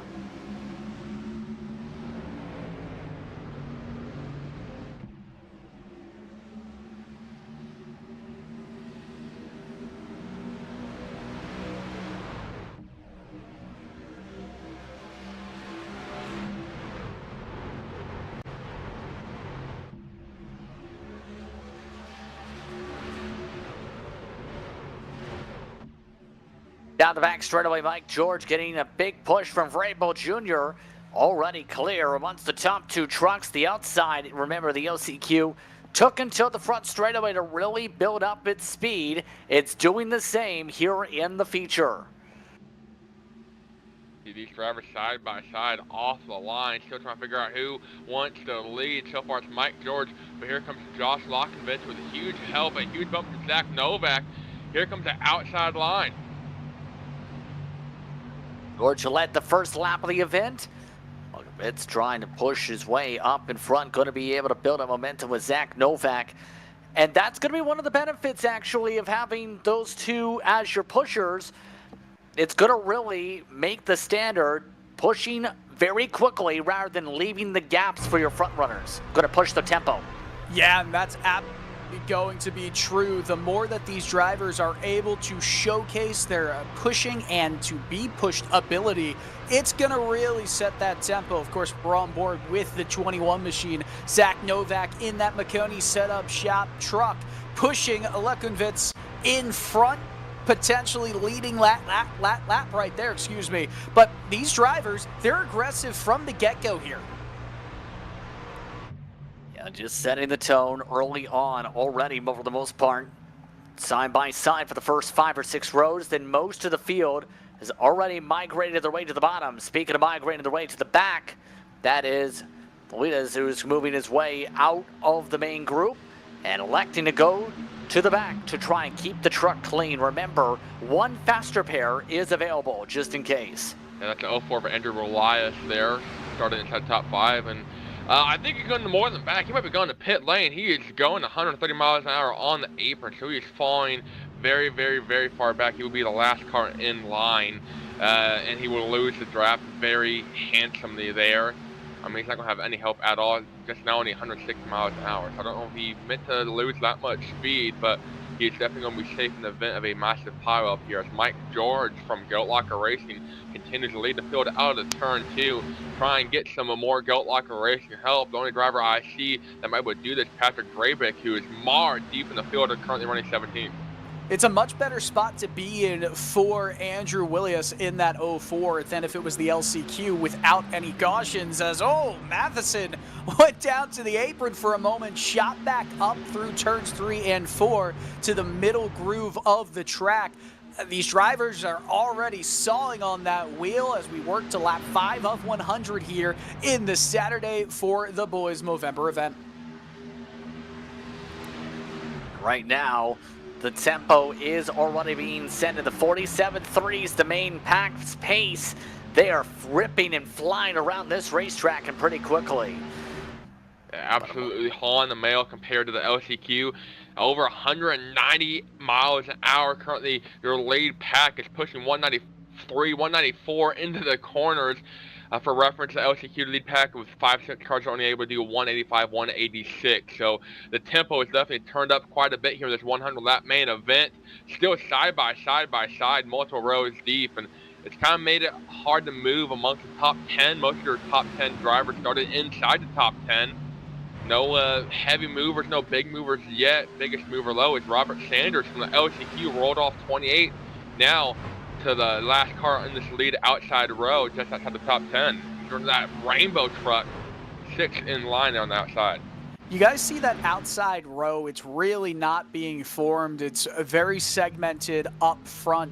I don't know if that's necessarily the worst thing for that row to get moving. When you have so many trucks on the inside, that accordion effect, it can be quite greater, can be bigger, which can lead to slowdowns. It can lead to the outside line getting a little bit more, compatibility between all the trucks, bumpers, and front ends to move forward through this race as Mike George continues to lead here. All the drivers are still within that lead pack, at least in the top 30. You just have a feeling that even though there are 2 distinct lines that have formed, they are okay with running where they are for the time being, as once again, Tobias Matheson, JP, got very squirrely on corner exit, and the 41 machine of Noah Larson had to check up just a tad.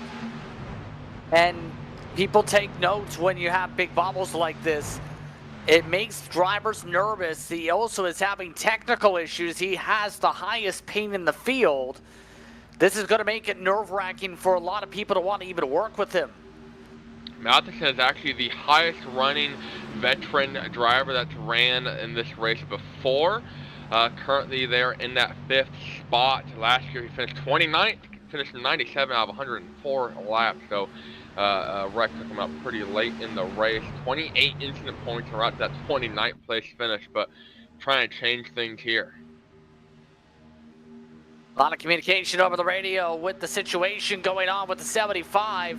This may force Matheson to have to drop soon as drivers get nervous with how close he's riding to the back bumpers. Still seeing errors like Jared Davis run the high side, meanwhile on screen.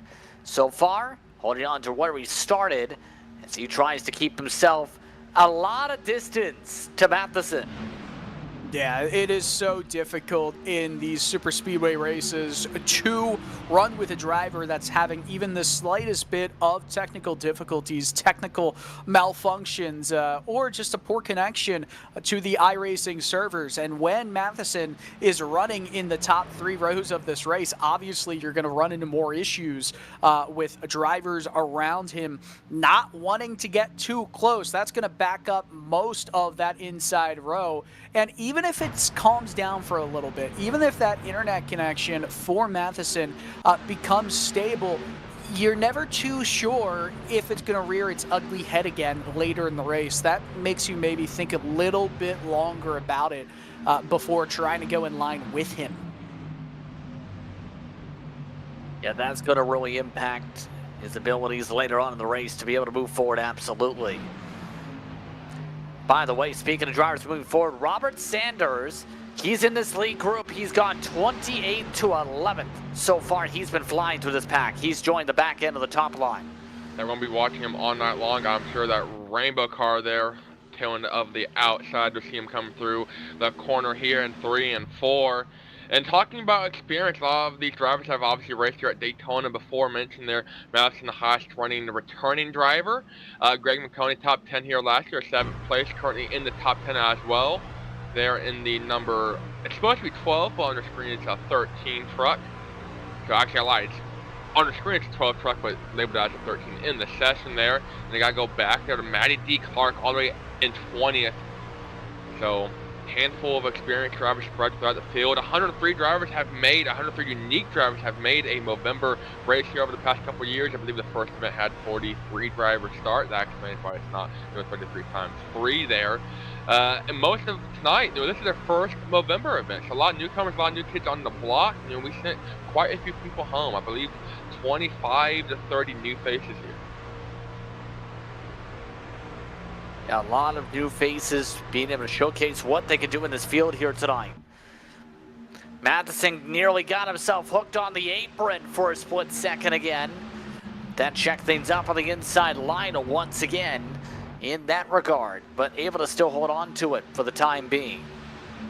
Yeah, that was a little bit uncomfortable to watch, but as this race continues to move into its next set of 10 laps, I'm happy that for now it's all seeming to run fairly smoothly with all these drivers. Yes, we have had the brief moments of fear from the 75, but so far, so good. That inside line, it's separated far enough. Really, the drivers that are closest in this pushing spree is that top 3 rows. They've all kind of come together again, and now they close in another time. The 41 dip those left side tires down below the double yellow lines through the tri-oval.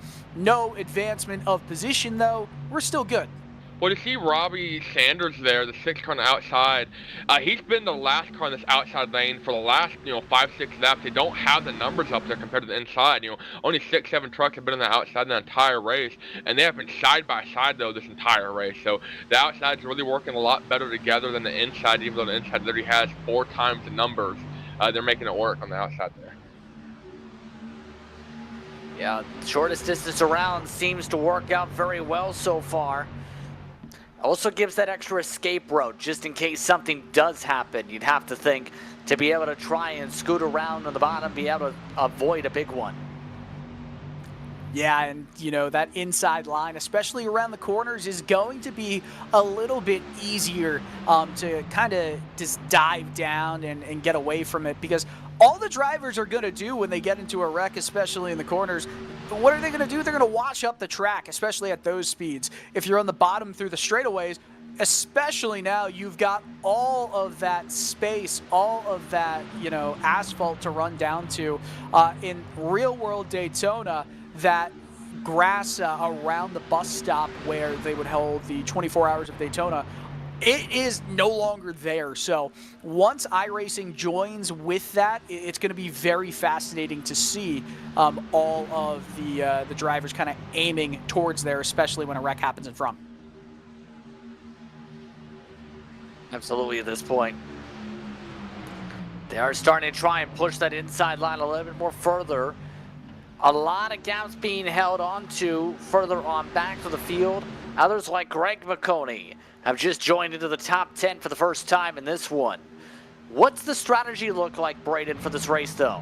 Yeah, it's estimated 35 laps or so on a tank of gas. The harder you push, you'll be looking more at 33, 34. The softer you go, quite not full throttle the entire time, relying more on the draft and momentum. Look at 36, 37. So it's going to be a 2 to 3 stopper. That's the big whammy if it does go green.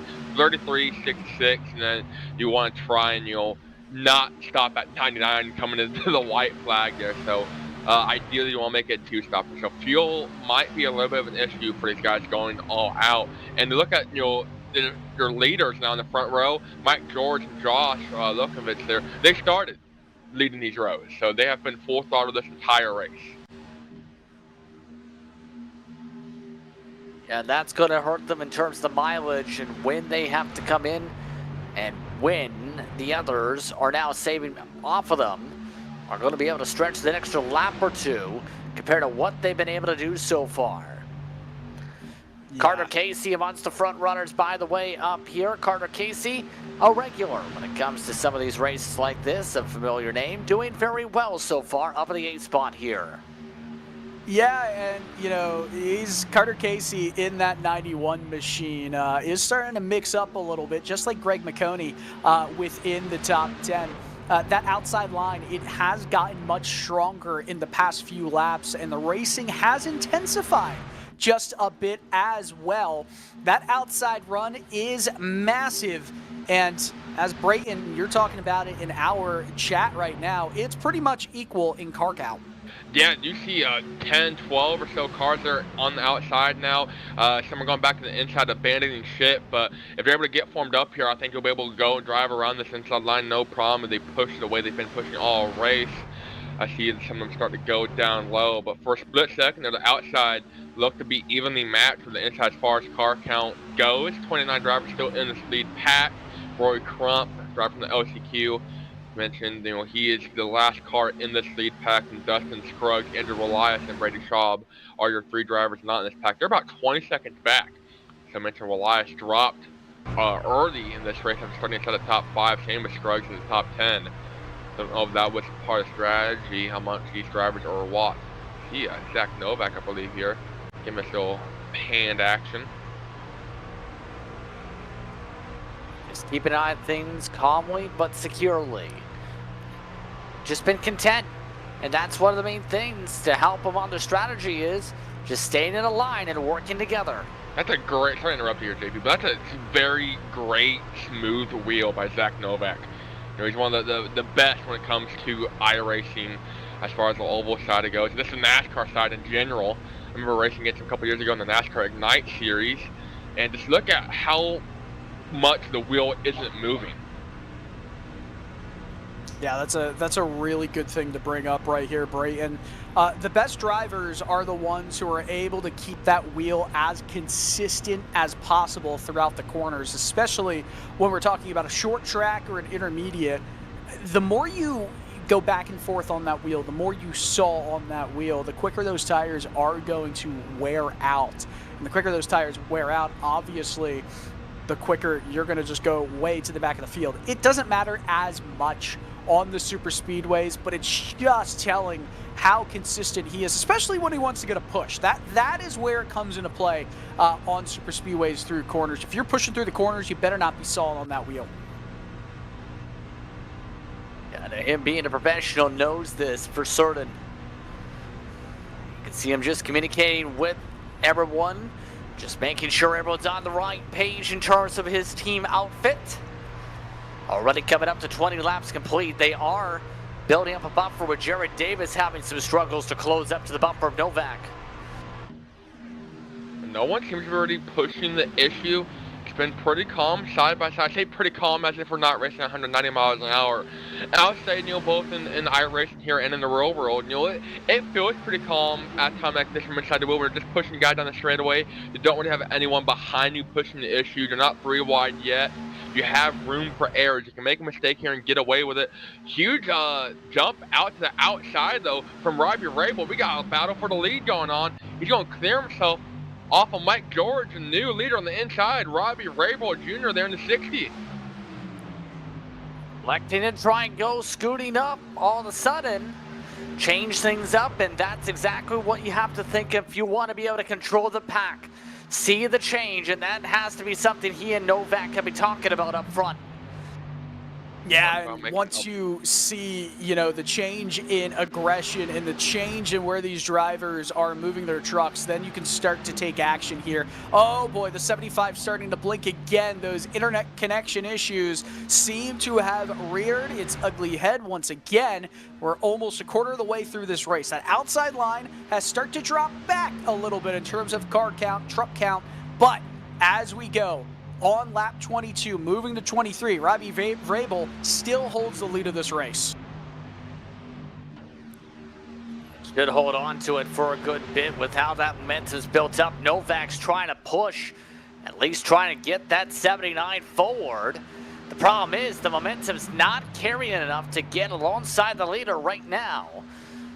Novak continues to have to also do one thing. Manage temperatures. You don't want to push so hard you blow the motor.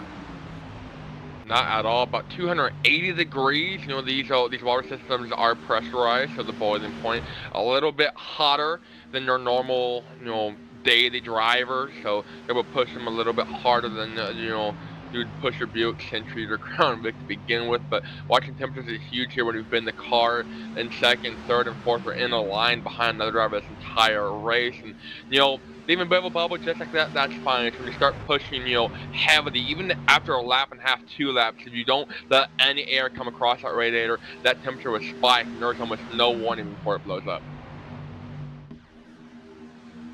See those weather conditions up top, by the way, still staying pretty cool. Overcast skies. So far, no major factor of the weather conditions outside of the grip levels and how much speed these drivers are carrying. 47 flats in the main pack is what they're able to do right now. To give you a bit of understanding of what that is, they were hitting around 51 seconds in qualifying. So that draft adds so much extra speed to these drivers, to these trucks. If you lose it, you're going to be praying for caution to come, praying for calamity to other competitors in this field. That's the only way you're going to get back involved in this race, as once again the 75 a little saw on the wheel gets him a tiny bit loose. That outside line, the 79 and the 5 duck down to it, to the inside, take the lead away. That's exactly what I was expecting there with that. And now it's Novak and Vrabel Jr. who are lined up 2 and 3. Now it becomes the question, do they just ride on the bottom in second and third, or do they try and take the lead here? Well, that option just got taken quickly with Davis going right alongside Vrabel. Yeah, Novak has been pushing Lockenvich this entire race there in the 79. He knows he can handle a push. He knows he can be aggressive with him. And I think Josh likes being able to lead the field here and knows he has a great pusher in Zach Novak behind him. But here comes Davis, Jared Davis there in that Ford truck. He's got some huge help, huge pusher, and that's Carter Casey behind him. Behind them is Benny Tigner and a couple others, Robert Sanders from 28th on starting grid, and Noah Larson amongst others in this lead pack. Falling back a little bit now through 1 and 2, but the push is coming from Casey to push Davis down this back straightaway and try and build some momentum. 194, 100 and maybe 95 miles an hour. They're going to get there into turn 3. That's the question on if Davis is able to get enough of a push here from someone like Carter Casey. Looks like Casey able to line it on up for the bump. Be able to push them on forward here. So right now, there's the run for Davis. Able to zip his way to the race lead. Does he take it? That's close. He does. Man, that was close to being calamity right there. These drivers, that intensity, it has picked up as we get closer and closer to that pit stop. That's going to tell a lot. If you can get into the pits, come out of the pits with a solid stop with a group of drivers coming with you, that's going to be key to winning this race.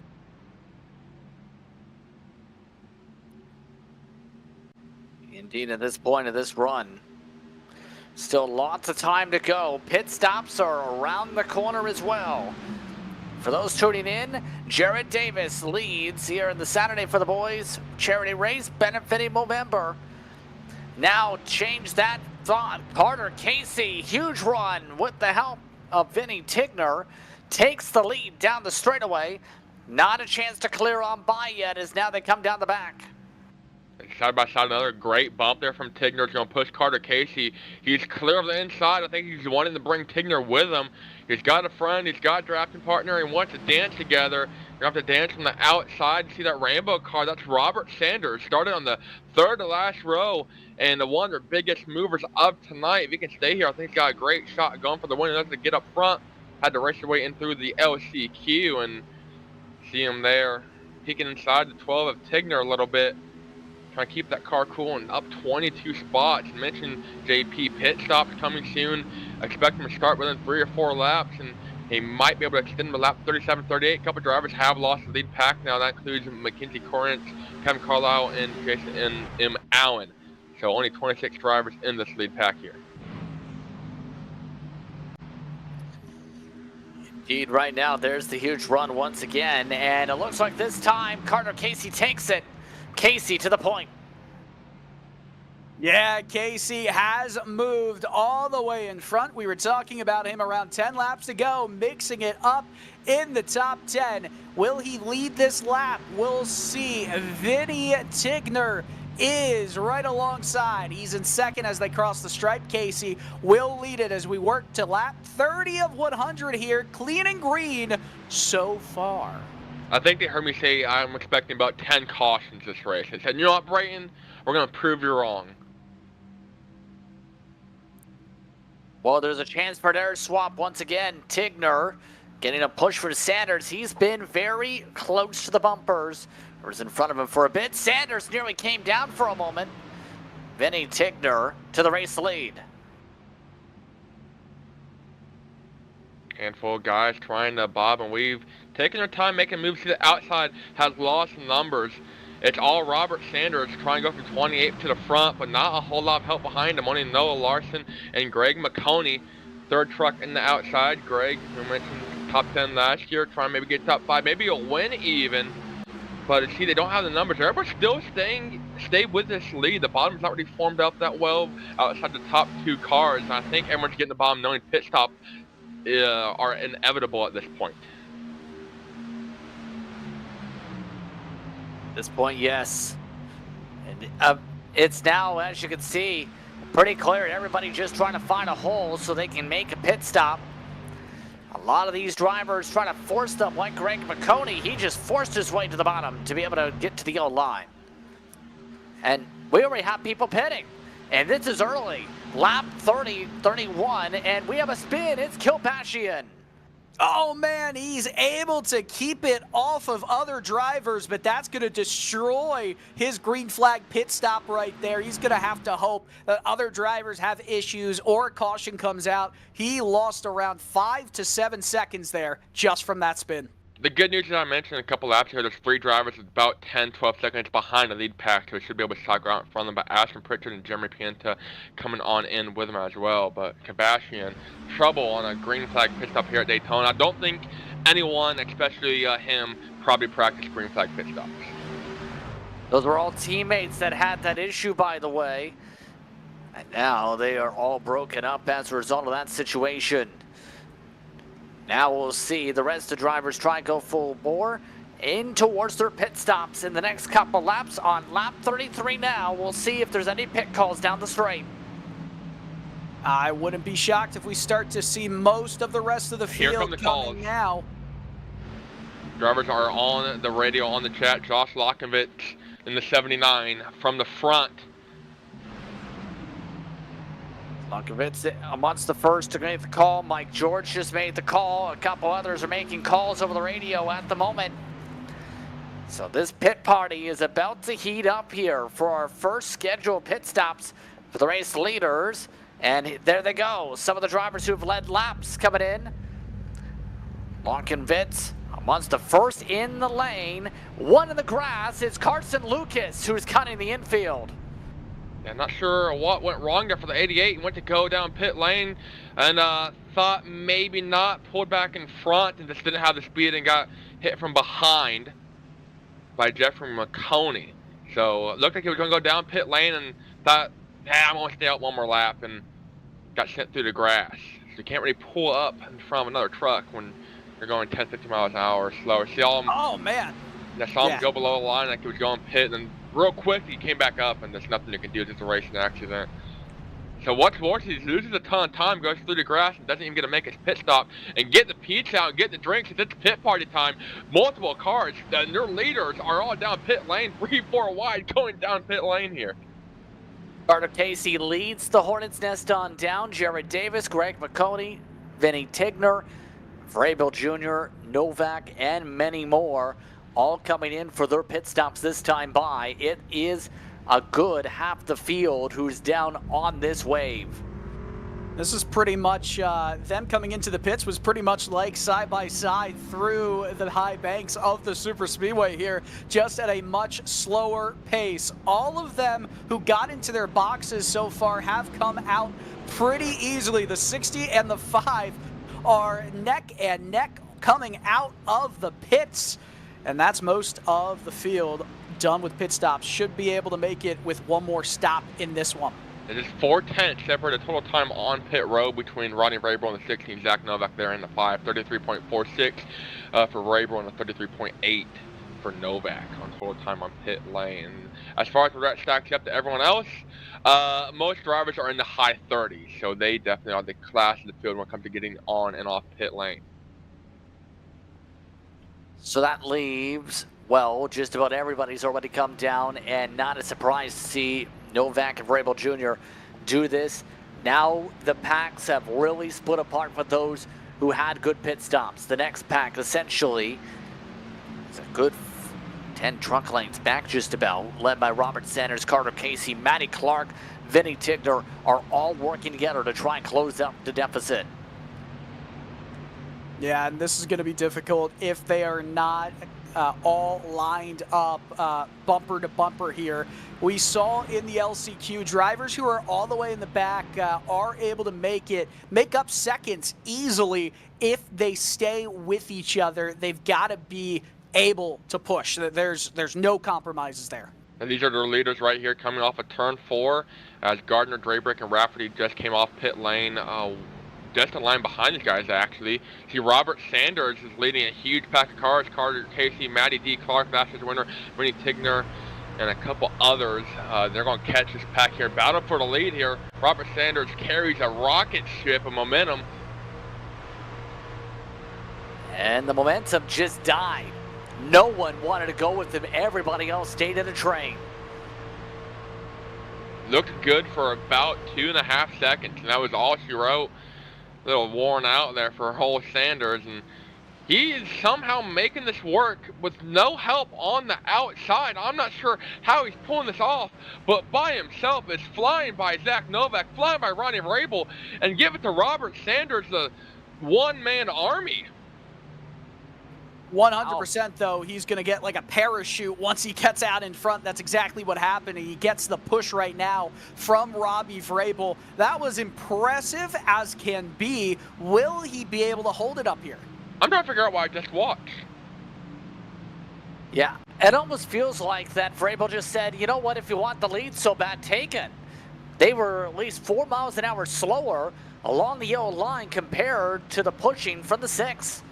I think Sanders was able to get barely to the left rear of Vrabel coming off the corner, and it gave him enough side draft for it pulled him back. Novak just had a huge bubble, wasn't able to get the back bumper of Vrabel, and Sanders just carried that side draft and carried the momentum off the corner and into the lead. And see the gap here. You got 7 trucks on this lead pack.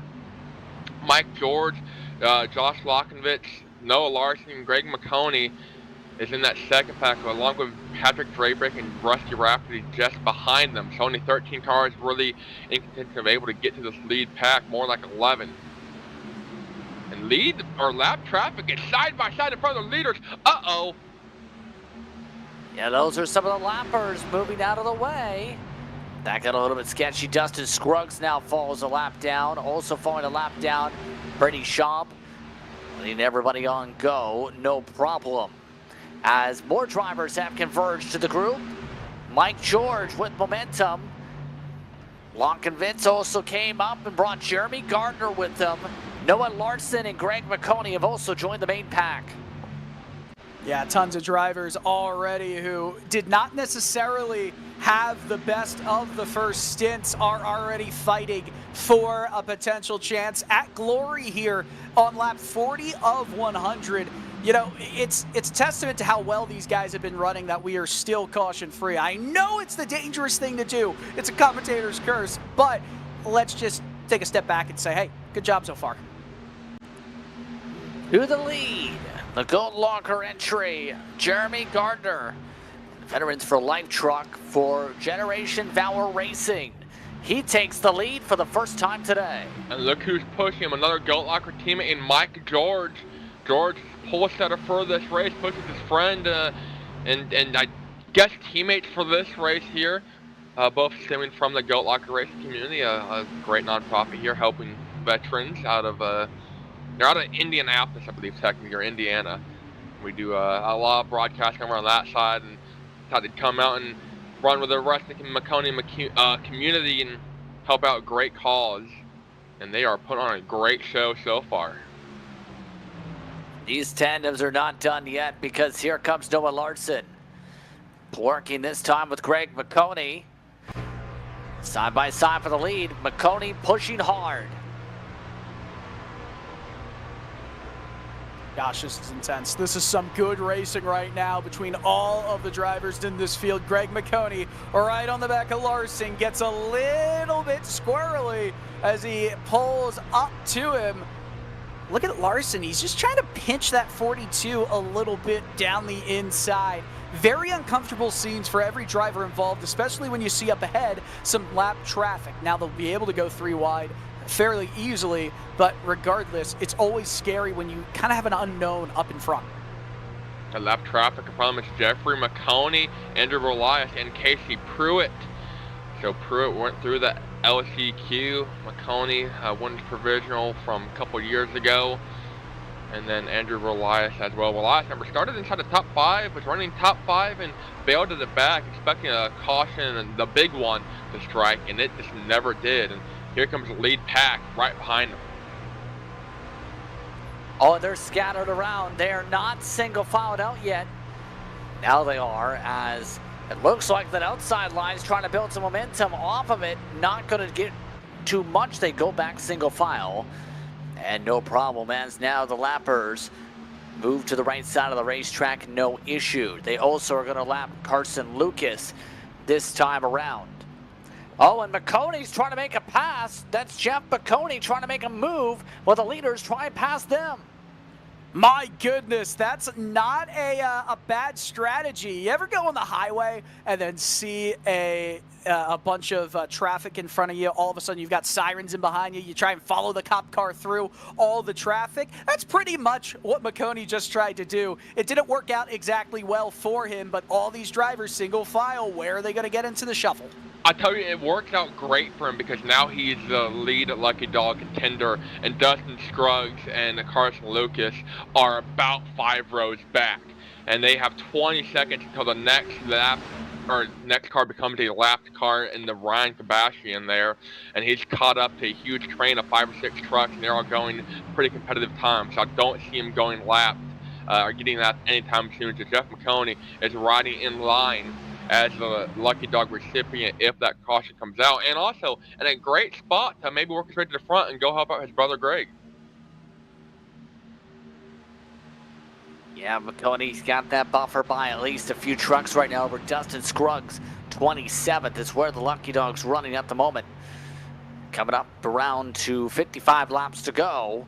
this upcoming time by. A reminder that tonight's action brought to you by Movember. So far, $1,391 raised by Maconi Setup Shop for Saturday for the Boys. And it's an iRacing event here today. To be able to donate, go to Movember.com/M/Maconi to be able to donate today, or scan the QR code in the left corner of your screen to be able to take part in Saturday for the Boys and the fundraising efforts for Movember. And you know, this is a lot of fun to watch, JP. Sorry to cut you off, but you know, everything that people do for men's health, we talked about it once in the broadcast earlier. It is so important, especially when it comes to the stigma of mental health, to me at least. The more we talk about things, the easier it is to deal with them as a community, as a society. And something like with Movember, it's a beautiful thing, makes a difference for men's health. You can donate by scanning that QR code in the top left corner of your screen. And you know, hopefully we're also treating you guys to a fun race, a good broadcast here as more drivers go on the outside line, trying to make it look like a bing bong beauty over here. Yeah, Maconi again. Greg Maconi to the outside. He wants to go places, and Dustin Scruggs is now taking himself into the lucky dog spot with that move. That's really kicked things off for everybody else wanting to go to the high side. And Greg Maconi mentioned, had ran this race before, top 10 last year, and wants to find victory lane from 13th on the starting grid this time, leading the outside now. Bit of help there from Dustin Scruggs, and this outside though is, I'd say, pretty even as far as the amount of cars go.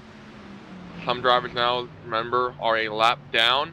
Meanwhile, that lucky dog battle is heating up at the tail end of this lead pack. Carson Lucas and Jeffrey Maconi side by side. And Scruggs leading that lead pack on the outside, pushing Greg Maconi in that 11. Remember, he is a lap down car. He's trying to inherit the lucky dog if a caution comes out. Yeah, right now they still are battling out. Greg Maconi, last time by, took the race lead. And at this point, remember, it's 11, 12 seconds back to the next pack of cars. They are a fair bit back adrift. Anybody else who wants a shot, the rest of the field needs a caution if they want to have a true shot to be able to get up to the leaders. Yeah, and that's the one thing about super speedway racing, JP. It's that if it goes green for a long bit of the way, you have to make sure you perfect those pit stops. And so often I feel like drivers will get into a session on iRacing at a super speedway, a long race. They're expecting cautions to come out. They're not really expecting to have to go on a green flag pit cycle. And then all of a sudden, it happens more often than not. And when it happens and you're not prepared for it, you don't have your brake points correctly configured, at least visually, that obviously leads to conundrums like we're seeing here. Only a select amount of drivers, 10 drivers, are eligible for the race win at this moment. 11 actually, with Clark now into it. Matty Clark, previous race winner. One driver goes down below the apron. Is that a lapped car right there? That's Jeff Maconi, yes, falling to the tail end of this lead pack here. Mentioned that was the key. Only 6 drivers were in the lead pack for a while. Only 6 of them transferred, so it's pretty calm until Carson, Lucas, and company arrived on the scene, and the racing kind of turned up a notch. 10 drivers in tonight, with a nice little paycheck per se. All drivers here, though, did donate to Movember and make a great difference. So even if you don't win, you still can feel good about yourself. But sure, one of these drivers will love to maybe get a trophy set in the corner, but each top 10 all going home with enough money to buy a pizza or multiple. So I mean, if I'm in the top 10 here, I'm just I'm sitting pretty. I know I can go home and buy a pizza after this race. Yeah. And right now, these drivers coming up to the halfway point in this race for Saturday for the Boys for Movember, this time by. It's Greg Maconi who leads up in front, who started this race in 13th. Noah Larson, Jeremy Gardner amongst your top 3. Now coming up around, this time around, Gardner in second, should say. So, they take cross flags at the stripe this time by. And pit stops are less than 20 laps out before these drivers have to duck down and take fuel for what may for some be the final time. drivers should be able to go into the pits around lap 65, lap 66, and be good to the end on fuel. Tire wear, it's pretty much non-existent. The track conditions don't call for it. It's a super speedway. That Caution is out. Caution! Oh goodness, this is going to shake things up mightily. The 72 of Ashton Pritchard was involved in an incident. 3 other drivers involved, and this shakes everything up incredibly right at the halfway point. And here's what's really interesting about that. Dustin Scruggs was their lucky dog recipient, actually was leading the lead pack. So he was technically on the lead lap, not yet lapped. That's going to give a lucky dog to Andrew Relias.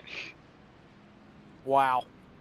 So the entire second pack basically just imploded to put us under caution for the first time all race.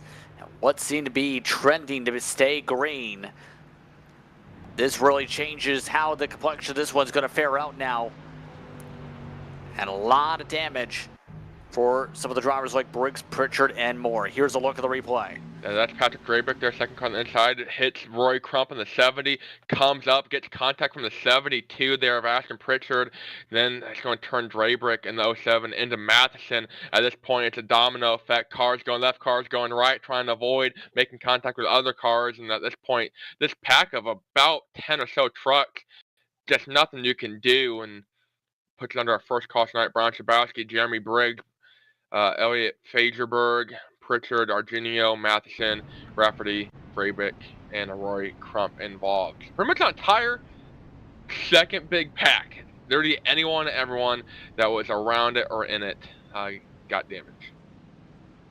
We also had a crash under caution with the 79. We'll get to that in a moment, but here's a look once again. This is on board and straight into it. Oh, nothing you can really do at that point. That's a hard hit into the outside wall right there, and that is absolutely a fast repair that's about to be used for Jeremy Pinta right now. So lots of drivers have not had to worry about that fast repair yet. All the drivers in this race are allotted 1. You don't really want to have to use it at all, but if you do have to use it, you'd like to use it on a pit stop, the last scheduled pit stop of the race. This would not get these drivers until the end of this race, but there's bound to be more cautions. Of note, real quick, drivers wanting to get another caution. Jeffrey Maconi, Casey Pruitt, Carson Lucas, and Brady Shaw are the only drivers not on the lead lap. All those drivers 1 lap down, but they are still running. All 32 drivers that took the green flag are still in this race. As Andrew Relias in the 04 gets the lucky dog. And let me tell you, that is a really lucky dog. A lucky dog, as you mentioned. Dustin Scruggs was a lapped car in the lead pack and was actually leading the field. So he was technically not yet lapped by iRacing time and scoring. So he would just have to do an extra pace lap per se and kind of make up the 46 seconds that he was behind. So 5 drivers received the meatball flag, which means in iRacing, you're damaged beyond repair, get to pit road. They all had it cleared, meaning that they used their fast repair, or they waited way too long, which that wouldn't fix it. So 5 drivers no longer have a fast repair to use. Lots of fun that is still to come here in this race. What that says to me, not that 5 drivers use it, it's that 27 drivers still can get in a wreck and be okay. Lockenbitz, by the way, had to take a fast repair during this caution flag. He ended up running into the back of George, trying to catch up to the field. So that's where the 5th of the 5 went in for the contact. So wave around for Jeff Maconi and Casey Pruitt. Robert Sanders is your race leader coming up to the restart, this time by.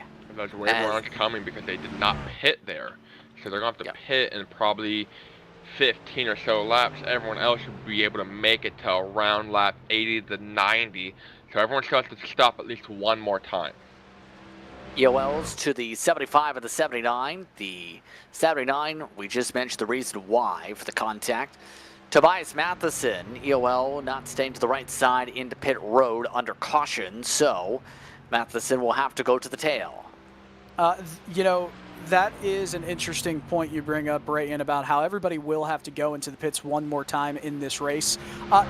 We talk about that. They can probably go 35-ish laps on a full tank of fuel here.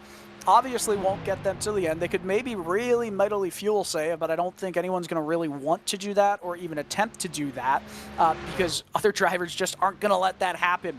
What I think is going to happen, though, is that these drivers are going to try and run it dry, because if they get caught out and there's a caution that comes out with them a lap down, that just going into the pits a couple laps previously, that's not going to do them any good. It's going to put them in for a world of hurt.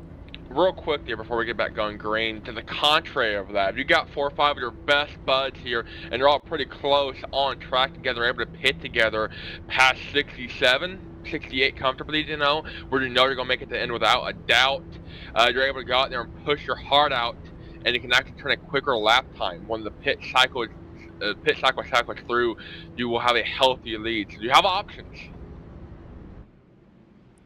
Very much do. Question is, can you utilize those options to your best advantage? Coming up to the restart, this time by. Under 50 laps to go. Robert Sanders, much better start. The outside didn't go. Already to the inside, Novak to take third. See Robert Sanders, I've talked about him all night, from 28 to the top 10 in a handful of laps, and now 28 leading the field under green. He's got help in Robbie Raybroll Jr. behind him. Yes, indeed. And so they continue to sort each other out right now as Carter Casey builds up momentum on the outside. That's with Greg Maconi. And another black flag, Tobias Matheson having an issue off the restart. After the EOL penalty, he did not drop all the way to the tail to serve that EOL. So Matheson will have to serve a black flag under the green. See the battle for the lead here heating up. Carter Casey to the point. He's got help from Greg Maconi there in the 12. Here comes Jeremy Gardner with help from Noah Larson working the outside. Gardner on the 42, Larson the 41. And they got Mike George and Patrick Drabick, those two Goat Locker teammates now on the outside. Trying to show the Goat Locker power right now. Remember, George is going to be dealing with damage the rest of the way from that contact. That's going to hurt him until he has to use the faster pair. But right now, so far so good as they try and keep settled in. Fravel Jr. and Novak saving fuel amongst those, dropping back here and letting that outside take the charge. You know who's moving up in this pack? Ryan Kilbashian, who spun on pit road, is now in the conversation. Now, what a comeback story for him. Was about to get lapped and barely hanging on, and now he's inside the top 10. How about that charge to be able to make his way into the conversation now? Dustin Scruggs sits the lucky dog up to 12 already as well. Munstow's able to move on ahead with 44 laps to go, Dylan.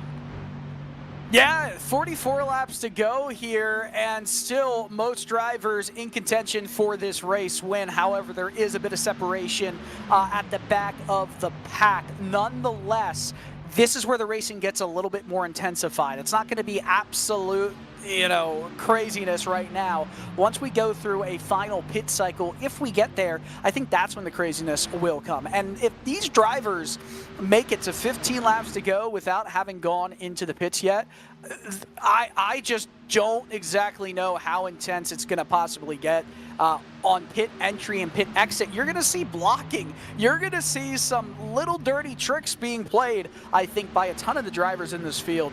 With 43 laps to go, though, we still have a little bit of time before we get to that point. Still plenty of time to sort things out.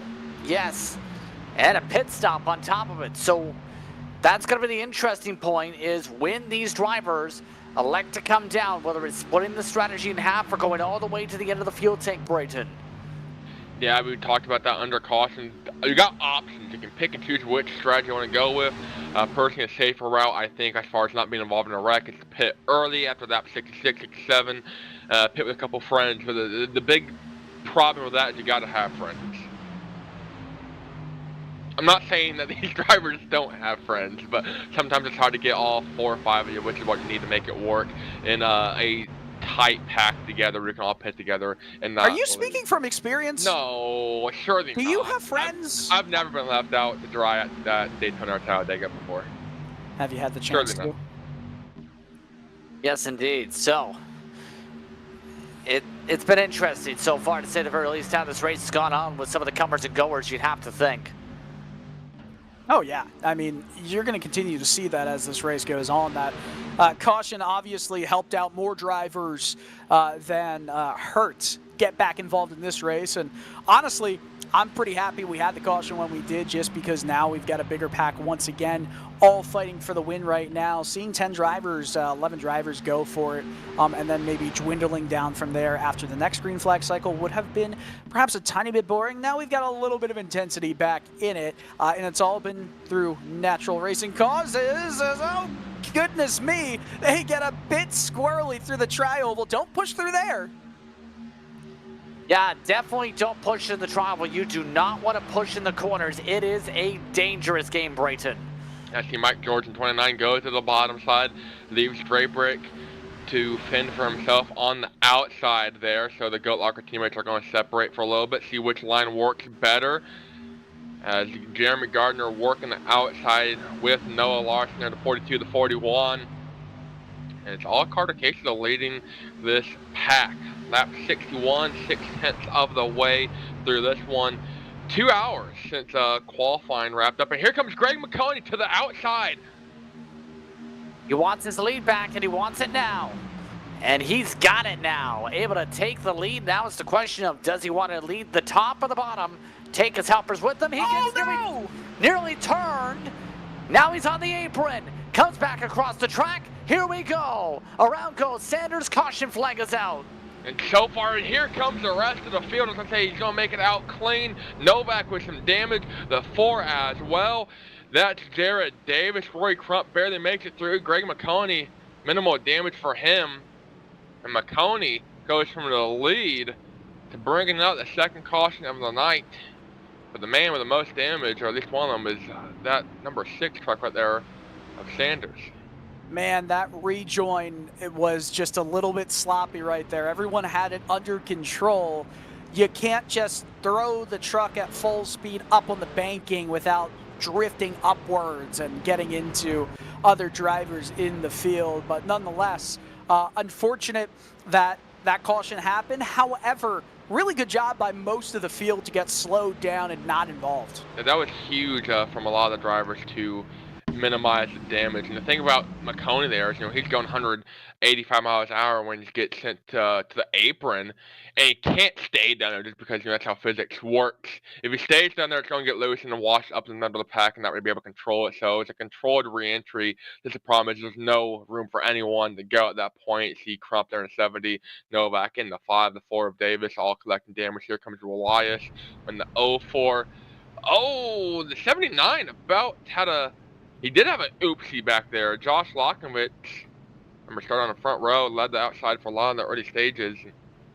Locks him up, spins himself out to avoid damage, but another angle of it here.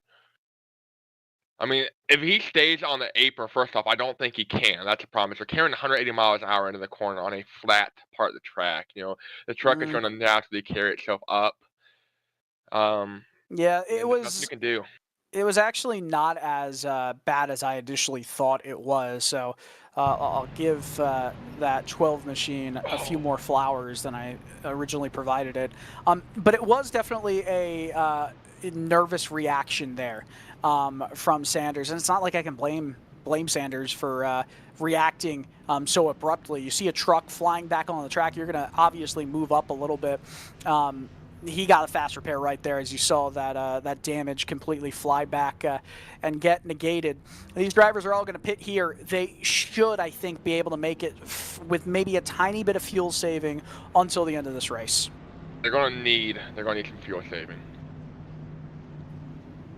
Yes. We're going to see some amazing parade laps for a bit. Yes, this is going to be critical to make sure they save. It's going to be borderline for these drivers right now for the fuel. Clutch in now. Lucky Dog, Carson Lucas, Brady Schaub trying to save fuel with Tobias Matheson. They are the wave arounds that did not duck down. Now looking to you back at that wreck, I mean, a lot of drivers did a great job at avoiding Sanders coming up the track. It was just they got into one another trying to avoid him, and then they started spinning out. And it's hard to control a truck when they're spinning out 150 miles an hour. So that wreck, I think, could have 100% been 5 times as worse and taken out 20 cars there. Yeah, you know, I can say all I want about, I wish that didn't happen the way it did. It didn't have to be that bad. Well, it wasn't that bad in the first place. It could have been way worse. And drivers could have been scattering and getting splattered all across the track. As a good friend of mine used to say, Rick Eshelman, splattered and covered like waffles at Waffle House or something like that. Yeah, yeah. Totally forgot the exact Like sauce phrase. on pizza, right? Yeah, pizza, man. Yes, indeed. Well, as we get things sorted here, why don't we take a moment to speak with Jeff Maconi. Jeff Maconi just jumped back into the seat of his truck and is getting himself into the queue for the restart. Jeff, how has it been so far on the racetrack for you tonight? Crazy. It has been crazy. I am very lucky to have Greg and Maddie. We're all working together, and I've got a couple other people in the field who are offering to help out. So we got a lot going on. I had a lot of fun. I had to dodge a car that was wrecking onto pit road, and so I very, very narrowly missed that. But I missed my box, so that put me a lap down with how it cycled out, and now I'm sort of on the short end of the stick because I didn't get a chance to top off, and I only have 18 gallons left. But if there's one more caution, I'll be good. And this race is all about survival. I don't think they're done wrecking, and so it's gonna be mayhem to the end. I'm gonna push like hell to win this. I love this race. I'm so excited. We've raised so much money for Movember. It's so cool to do this. But I'm just going to survive and be there at the end, and I genuinely want to win this race so badly for a second time. Second, a first, a 16th in your history in this event. As we get set for the restart, I have a lot more to ask, but we have the drivers in 3 and 4. We'll let you get back to sorting out things for the restart coming up here. I appreciate it. Yeah, pull me in anytime we're not under green, and we'll be good. I'm excited. Thank you, guys. Real drivers will let them get pulled in during green. I don't know what you are. I think we pull them in on the restart here. Yeah. Okay.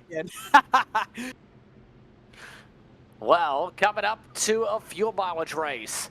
Jeremy Gardner, Carter Casey, Patrick Drabick, Mike George up front. Green flag is out, 35 laps to go. Here comes the push for Drabick. A Drabick member, friends with Jeremy Gardner, friends with Mike George. All 3 of them are going to get in a line, and all 3 of them are going to try and run away with this one off for 3 from that Goat Locker Racing family. See who's able to hang on, who's able to push the best. And they got Dustin Scruggs up there. Remember, he was a lap car, literally raced his way out of being a lap car. Got a lap back old fashioned way, 4th in line on the inside.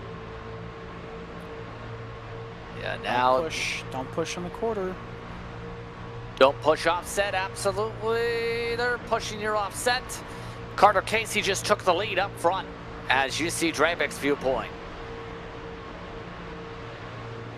My gosh, this is a scary look with the 10 blinking in and blinking out.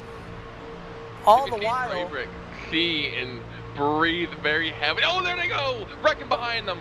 Mike George gets turned around in the pack. Caution flag is out. And we're back under yellow as the 29 slides. The 12 collected as well, and Tigner also back in it for a 2nd time in a row. Robert Sanders. I think it's going to be the end of Robert Sanders tonight. This is his fast pair. along with a ton of other drivers in this wreck as well. So we will start to see some wreck DNFs. All 32 drivers were still on the lead lap up until that point. We'll see who's not able to finish from this point on. Yeah, this is the first wreck that we're going to see anything like this happening, where drivers are going to be getting the boot just because they don't have another fast repair, like you said. They don't have enough time to get that truck repaired. But if they can, you still might as well. Every position might give a difference, every chance to get some more money, and maybe run within the top 10. You know, it's not necessarily a bad thing to do. Yeah. Black flags being cleared for those who cut down pit road to avoid the incident. Here's a look at the replay once again. What sparked that right there? And look at that rainbow car fourth on the inside. And the other brightly colored car, red, white, and blue in the 29 of Mike George there. Both kind of washed to the middle. Sanders goes low a little bit, collects the right rear, and sends George hard in the wall at this point. Check up, go low, go high, go middle. I don't know what to tell you. And the field just piles on in at this point. Yeah, the track gets blocked up. The 72 gets collected in R1 in Ashton Pritchard. He's got significant damage to deal with. And this is not the time a lot of people wanted to have their races come down to. Of note, the good news from this is that you pit from here, you'll be good on fuel. If you don't go to a green, white checker. Yeah, there's nothing to worry about now. If you are going down the pits, you're going to be more than fine to get to the end of this race. Top off on fuel, not a bad idea to do it if you are already in the back. Lots of drivers, though. They're all going to be vying for this win now. We're going to have a few more wrecks. This is the third caution in this race. We didn't have our first until with around 50 laps to go. So it's starting to become a little bit of a theme right now. Well, you know, I said I expected 10 cautions, and they were going to prove me wrong. Now I guess they like me again, and they're going to try and shoot for the number 10. Okay, but you don't 100% know that yet. They still need 7 more cautions in 30 laps, and there are 3 green white checkers. I know that's possible, but have a little bit of faith, have a little bit of hope. Tiny bit. Top off. Go ahead. Yeah, I think we do, but a lot of people top it off to try and get some fuel right now. A lot of others rolling the dice on track position. I think you know, they're expecting a caution, another caution, maybe to save. No, this caution they're obviously going to be saving a ton. And look who's leading the field. We talked about him a little bit in the pre-race. Ryan Kabash, you know, from the TKC side, I think the Touring Kart Championship. We've seen him grow on iRacing. I remember when we first started running TKC, he was a guy that'd go out there and was, you know, 3-4 seconds off the pace. And I'd see him in Discord talk about, man, I just won my first ever rookie street stock race at Charlotte. And then, you know, after a couple weeks, a couple months, goes and runs the full-length TKC 500, the full-length Daytona 500, broadcasted here on Maconi Entertainment. And runs really, really well, has a solid outing. I don't remember if he led laps. I know he was running up front there, and it turned a lot of heads. Now, leading probably one of the biggest races of his iRacing career. Has a huge TikTok following, Kilbo Racing, over there on TikTok. Typically, there's a lot of NASCAR clips and whatnot. See him, though, trying to fuel save his way into victory lane tonight. He's got 31 laps to get there this time by, but it would be a true Cinderella story for Kabastian. And we've seen every bit of it here on Maconi Entertainment over the last year and a half or so. Was Ryan not involved in a wreck at some point in this race? I feel like he was involved in something. To be honest, 100% couldn't tell you off the top of my head, but it would give me about 48 and a half seconds. I'll have an answer for you. We love that. Well, it's Kilbashian who's up in front now, coming up to a 30 lap to go run. Jeremy Gardner, Patrick Trabeck, then it's Fagerberg, Longwood, Dustin Scruggs, Pita in 6th, Boyaz in 7th, then Schaub in 8th, Matheson and Casey. Your top 10. So 9 drivers rolled the dice here on the fuel. We'll see if the dice lands with them in victory lane. How many more cautions do you guys think we'll have? 18 and a half. All right, bud. That's okay. I don't like your lack of hope. I find your lack of faith disturbing, my friend. Sebastian, looking back, did split Maconi and Sanders on that wreck on that 62, but... Okay, so I wasn't going crazy. He didn't get any damage, but he is sitting in a pretty prime spot to receive some damage from a bad bump.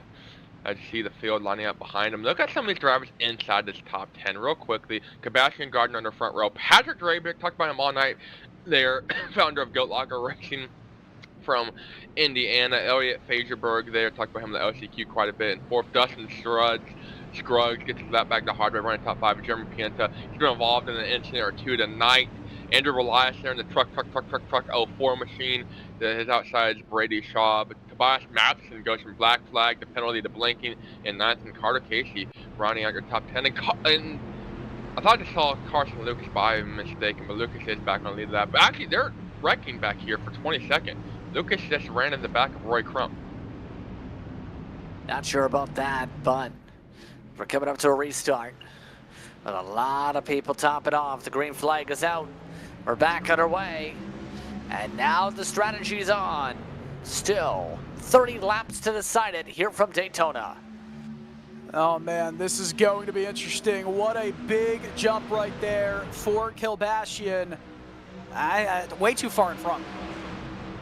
And this inside is going to eat him up, led by Patrick Drabick. Drabick decides to stay low, hits the brake, and here comes the accordion effect. Trying to sort themselves around as there comes the outside, and here we go. 04.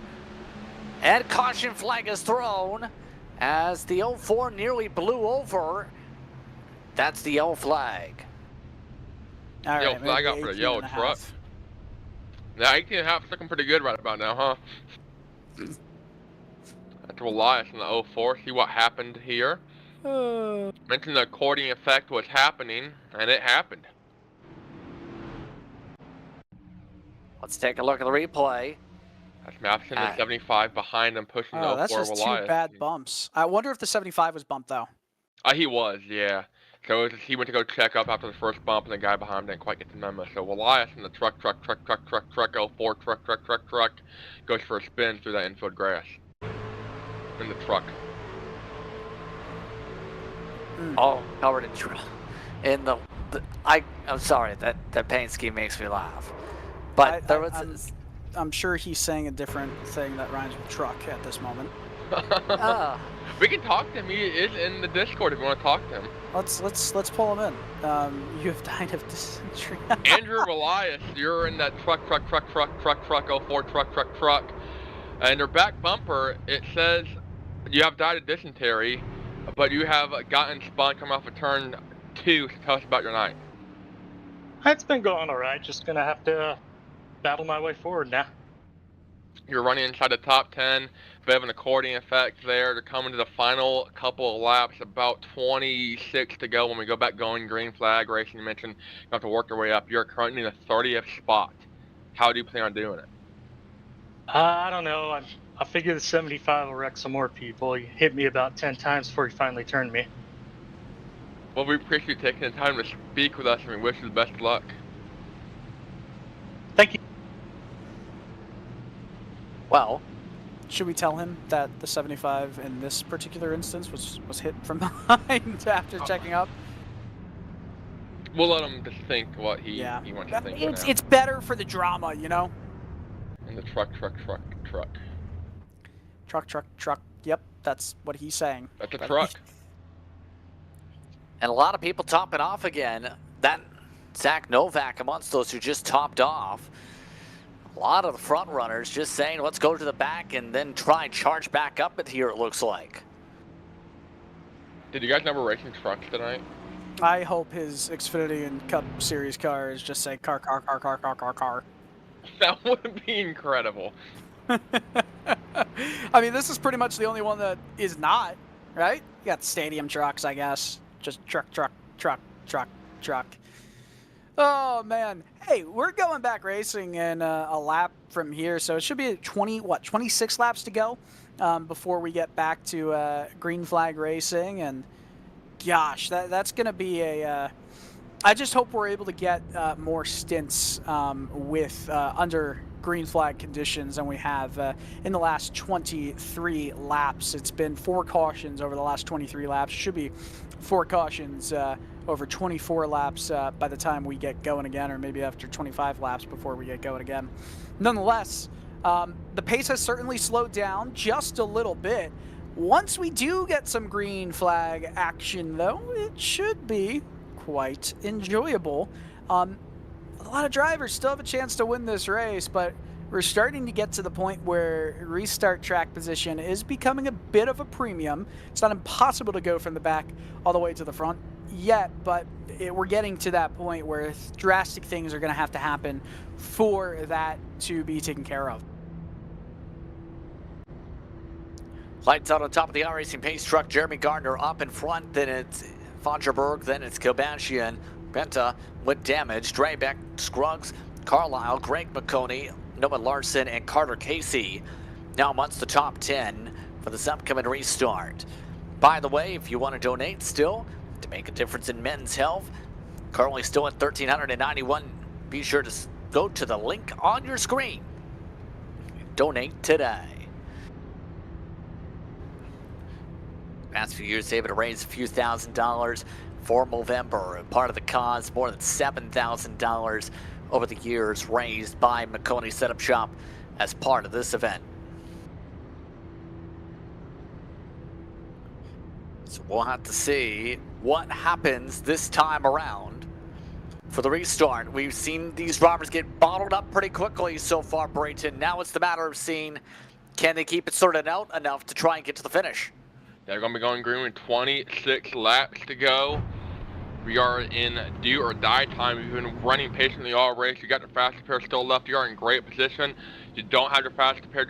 You're in not as great position, but you still are at a time when you got to get up front. You know, you can't really wait too far in back. You can't wait till 2 or 3 laps to go from 30th to 1st. So expect the aggression level to be turned up a little bit with that cautions, and cautions breed cautions, they say. And that has been the case for the second half of this race.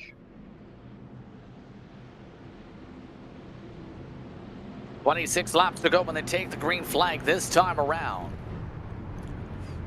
Still 30 who are on the lead lap with a shot to try and win it. Remember, top 10 is in the money. iRacing pace car should say, is off. Green flag at the end of the restart zone. We're backing away. Not as big of a jump as we saw Maconi get last time, or excuse me, not Maconi, Kilbashian last time. But it is still sizable, and Gardner is trying to decide which line he wants to go with, which line has the momentum. I think that cost him, because now we're 3 wide for the lead through 1 and 2. Kilbashian with a huge surge of momentum. It takes a 3 wide, splits him down in the middle, and able to lead. This outside line's got a huge push from Fagerberg there behind him. And here comes Dustin Scruggs down the middle with help from Greg Maconi. Kobashian trying to block it. Now they wreck. Oh, they're wrecking. Here we go again. Caution flag is out. And it's in the heart of the field again. It's a big one here. Multiple drivers going down, going low, going through the grass. Patrick Graybeck in the 07 there at the heart of that one. And, well, 18.5 is looking pretty good right now, boys. Cautions, precautions. That was ugly from the start. All the way through turn 1, you called it, Dylan, and that kind of accordioned everybody. Yeah, that was just a massive problem for all of these drivers here. I mean, it gets to a point where they can't even get to a consistent green flag laps here. Yeah, I know you're going to the middle, and that's okay. There's some space there. There's a lot of space. Let's see how it starts, how it happens. The 77 here. He comes down in the 12 of Maconi. He's looking at the 12 and that blue 77. Yeah, he just comes down into the 12 of Greg. I don't know if we knew they were 3 wide or what. That's Draybeck in the 07. Down across, Carlisle is nose in the 24. There's Carter Casey going middle. There's Casey in the 30. Oh, we send Carson Lucas airborne on 2 tires. Here comes the 2 as well. Brady Schaub. Novak and company go through the grass to avoid it, and Vrabel definitely has to check up. Here comes Davis there in the 4, getting wound down, and that was a stupid wreck. Yes, I it was. try not to say that, but that was a goofy all wreck. I love calling wrecks stupid because sometimes you just got to say that there's no reason for it. Even if you don't know if you're 3 wide, you still came down really quickly with a truck to your inside, and I mean, it's not like that truck's going to see in your peripheral vision as quickly as you just came down to then react to move down to the inside even more. There was no need for that. That was almost some great wreck avoidance there. Running on board here with Greg Maconi. That's a 77 Pianta is outside, and they're 3 wide, and Pianta just comes down. Forces Greg in the 07 at this point. Oh man, about gets airborne. That could have been really nasty there. Some meatball flags and more. Most drivers able to get them fixed due to faster pairs, and mentioned some drivers are going to be out of faster pairs. Last caution, Robert Sanders and Josh Lockovitz are out of faster pairs and either out of the race multiple laps down. Let's see if anyone joins them this caution. So a lot of drivers having to get some damage repairs done. Roy Crump amongst those in the pit road still. Drabick just got some damage done. Matty Clark just fixed up a faster pair. Maconi out of faster pairs having to take the manual damage repair. Still 24 laps to go as this race was zipping on by. Now it's become a race that's gone to a crawl with the caution flags. This really helps with the fuel mileage, though. That's no longer going to be an issue. Yeah, there's no concern about fuel problems. You know, Jeremy Gardner has had a heck of a race. He's stayed pretty clean. He's been up front for most of it. We've seen his success in other series. Maconi Entertainment obviously covers Goat Locker Racing, of course, being one of them. I would not put it against him for a chance to win. Kilbashian has obviously been a driver we've seen go completely, you know, whatever works, right? If he sees a hole, he's going to try and put that truck there to move forward. So don't count him out of it, especially if it leads to an aggressive move late to get a race win. Patrick Drabick has been doing a solid job. We were just highlighting him there. He's currently running in P5 at the moment. We'll see if the lights come off on this pace car or if we continue going. Pace car lights are off, so 22 laps to go. We'll go back to the green. Let's see if we can get more than a few laps of green flag racing before another caution may come out. I would say cautions breed cautions, and well, never mind, we'll hold off on saying that one. Yeah, they've definitely bred cautions here in this one. So it's Kilbashian, Gardner, Scruggs, Ragerberg, then it's Pianta, Gardner, Casey, Noah Larson. Mackenzie Cornice has moved his way to 8th. Lucas has stayed out with the damage in the 9th spot. Jason Allen, we haven't mentioned that name all night. One of the SimCity Racing road course racers with Cornice has moved his way to 10th. So 2 of the road ringers are in the top 10. I don't know if it's a good thing or a bad thing we haven't said your name all night. At this point in the race, I think it's probably for the better if we haven't named you off in a wreck. Yes. And a lot of people are taking the risk, it looks like, with some of the damage at this point. I mean, might as well, right? It's if these cautions keep happening, it's not like you're going to be able to move up that quickly with maybe a little bit better of a race car. So, hey, try and pick up some spots through a lot of cautions. All right, so we're going back to green with 22 to go. We're starting to see some familiar names up front that have the opportunity to win this race. I'm still saying if it comes down to an aggressive move late, you look at Ryan Kilbashian. I really think he's got a shot here, as does Jeremy Gardner. Let's see what happens this time around as we come to the restart. Kilbashian, Gardner on the front row. 22 to go. When they take the green, we're back to racing.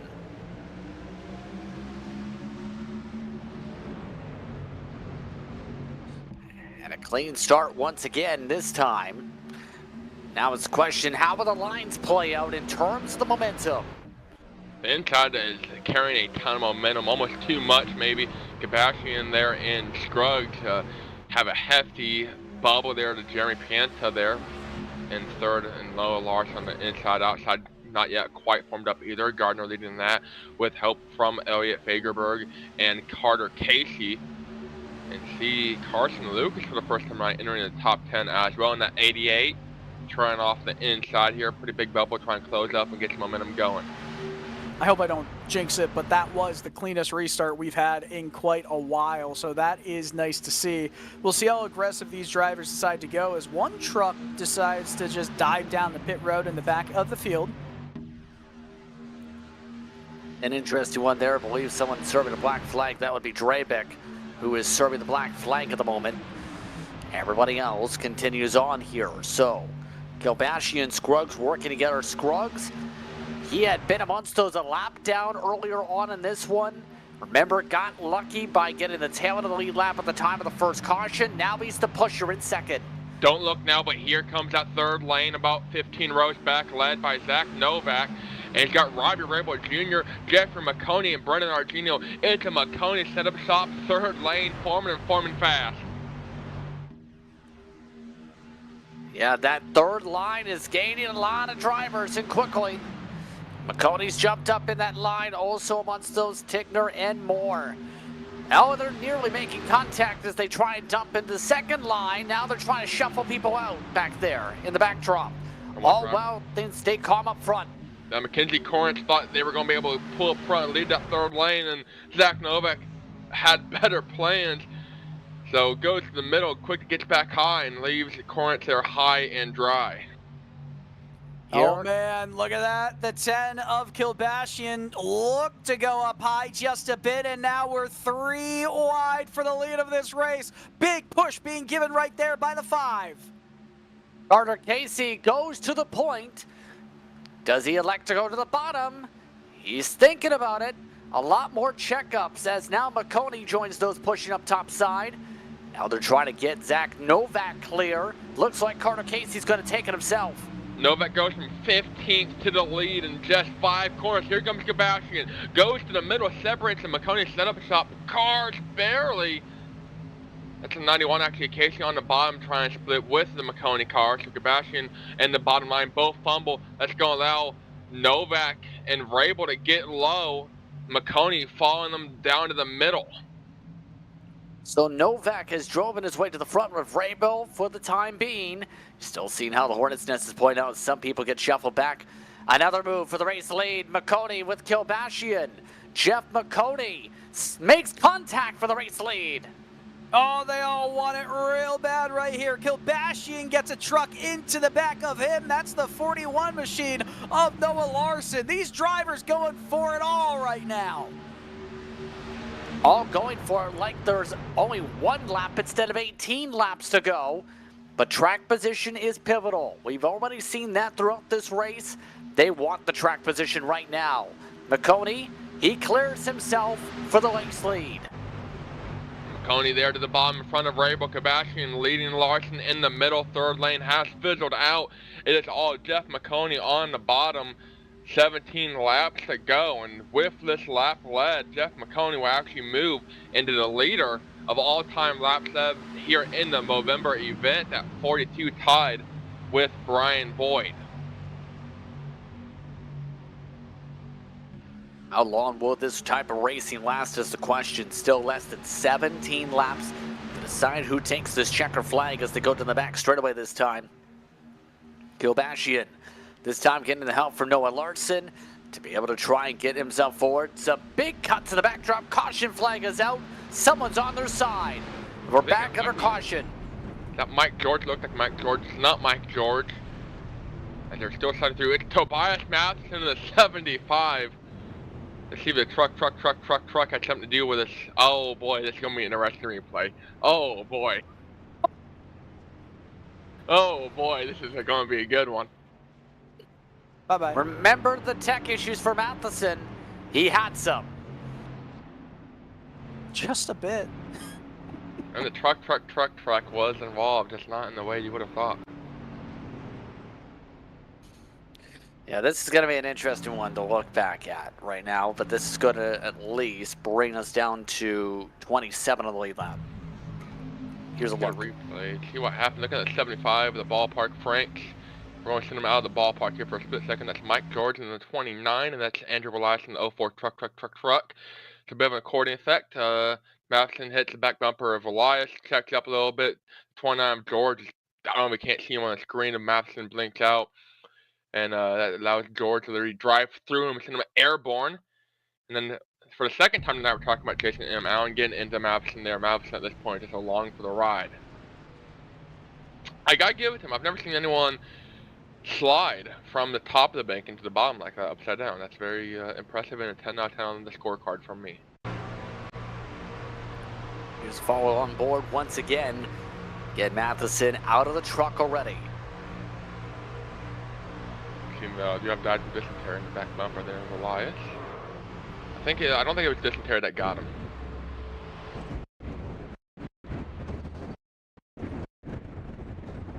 Takes me back to those NR 2003 days when you're watching a replay from the hood cam, and then if you went.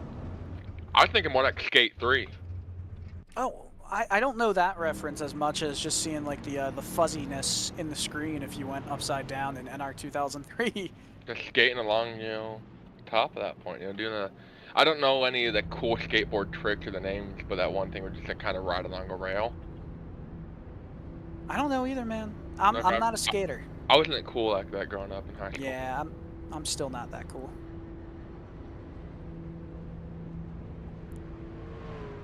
Indeed. I'm being told it's Indeed, I'm not that cool?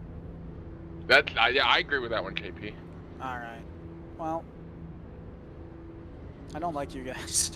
I don't like these cautions. We got, what, 6 now? 18 and a half last time I checked. No. Right, I'm rounding it up. I don't like your rounding.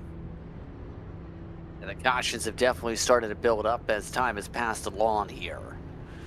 But it's setting up a potentially dramatic finish for these drivers. We've already seen the third line people not afraid to bring the elbows out to start that, already testing things out for later. Yeah, basically the first 85 laps have just been the warm-up, it's been the pre-show, the introduction. Now it's time to get the popcorn out, get your drinks topped off, and it's time for the main show here.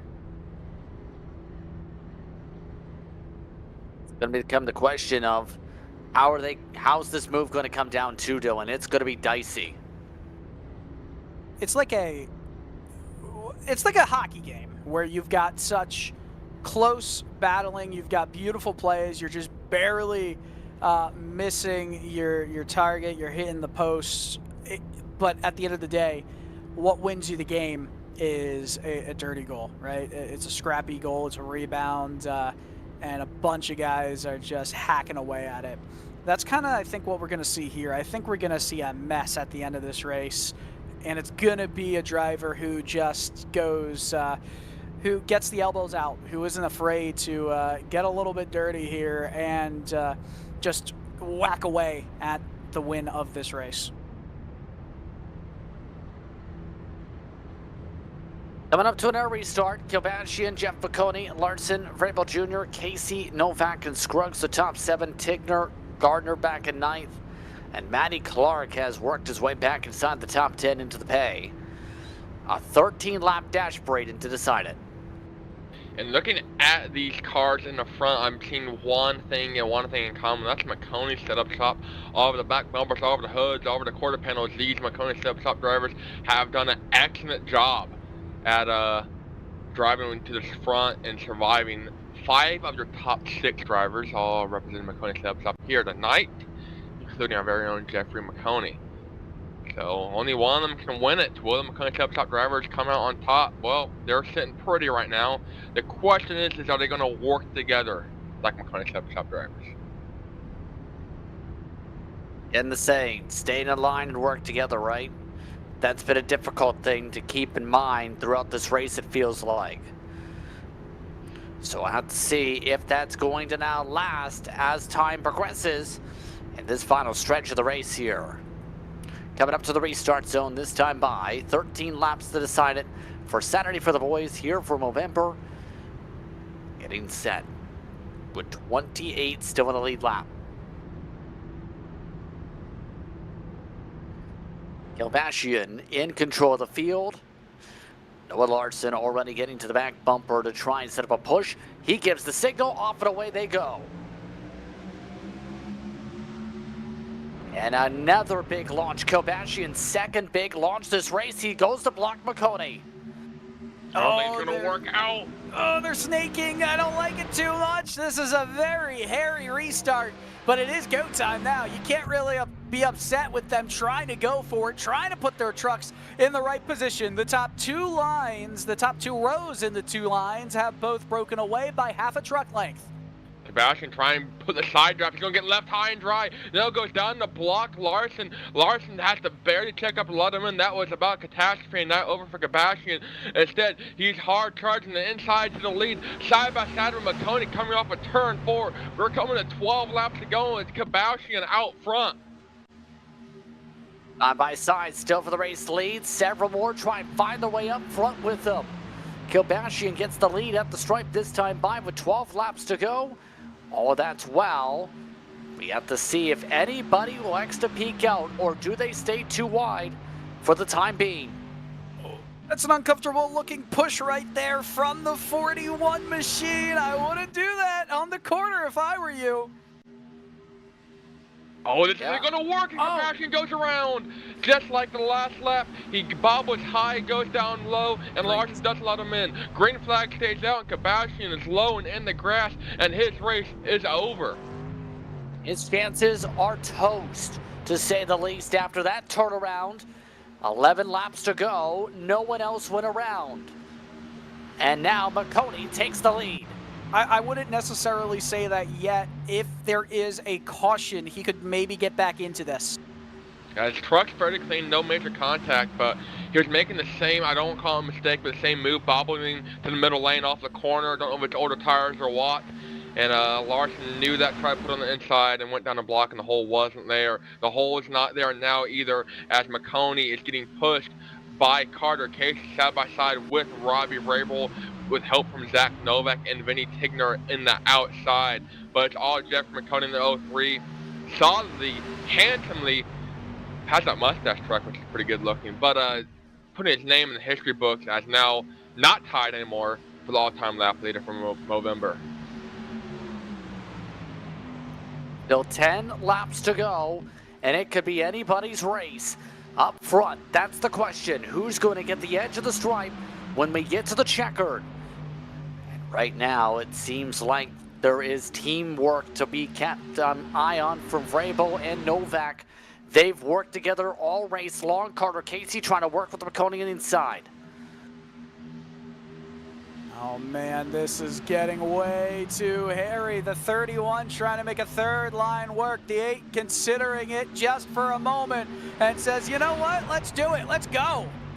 That's Matty D. Clark. Last year's winner hasn't been in contention all night, and he's in contention when it matters most, coming in 9 laps to go. He is side by side for second. He's got help though. That's Brendan Argenio behind him, and they are pushing their way to the front. Rusty Rafferty as well enters the picture in that top line. All making things interesting here with it 3 wide. Clark now getting close with Argenio. Now they also join up with Rusty Rafferty. We haven't mentioned that name all race. Bouncing off the boards, bouncing off the wall, trying to join the triple truck tandem. 3 wide through 3 and 4, coming to 8 laps to go. Somehow, some way, they have made it stick. Pusher pushing the pusher. Rafferty off the back bumper, Argenio, and it's not going to work out, and it doesn't. Around the field goes. Car's airborne. Car's spinning. Car's into the wall, and just like that, the caution is out. Who's your leader? It's Robbie Rabel over Maconi, and this changes everything. My word, we're gonna probably have 4 or 3 laps to go when we get back to green flag racing, and look at some of the names that are up front. A lot of big names and a lot of different names have joined the fight up front, but now drivers like Scruggs take him out of contention as a result of that incident. Let's take a look at the replay once again as that collected an error 4-5. Maybe even more. Said 3 wide, pushing and pusher there. That's Matty Clark, Argenio, and company. I believe that was Allen, not Allen, Rusty Rafferty there. That third lane, pushing the pusher, pushes Argenio. Argenio bobbles, comes down low, collects Novak. Novak able to actually get away barely, but it's Carter Casey, a couple others, Dustin Scruggs, Vinny Tigner, Ashton Pritchard, Noah Larson, and more with heavy damage. The 4 as well of Jared Davis got shipped into that one by Carson Lucas.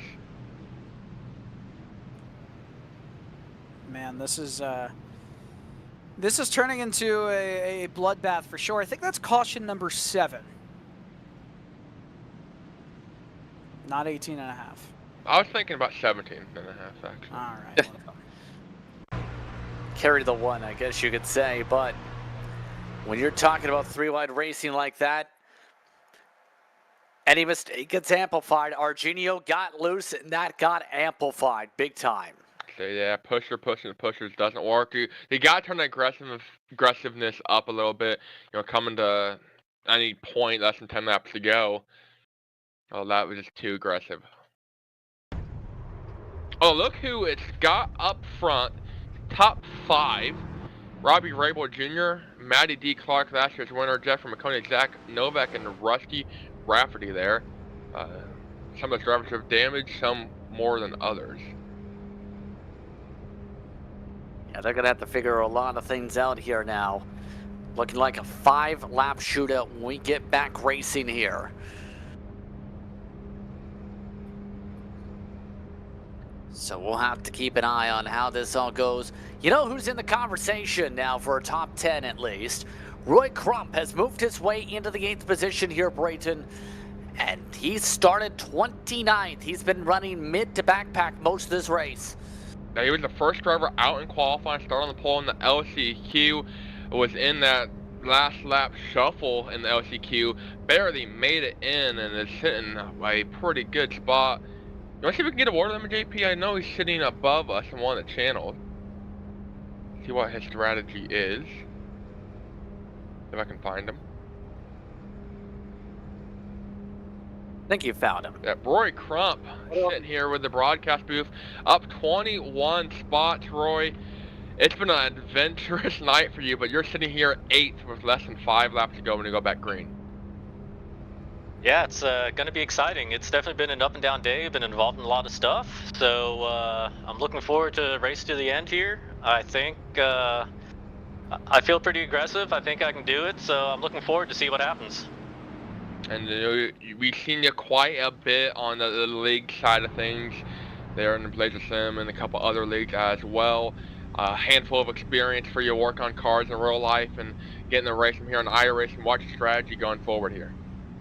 I'm just gonna lay back just a hair, try to take any opportunities that come up.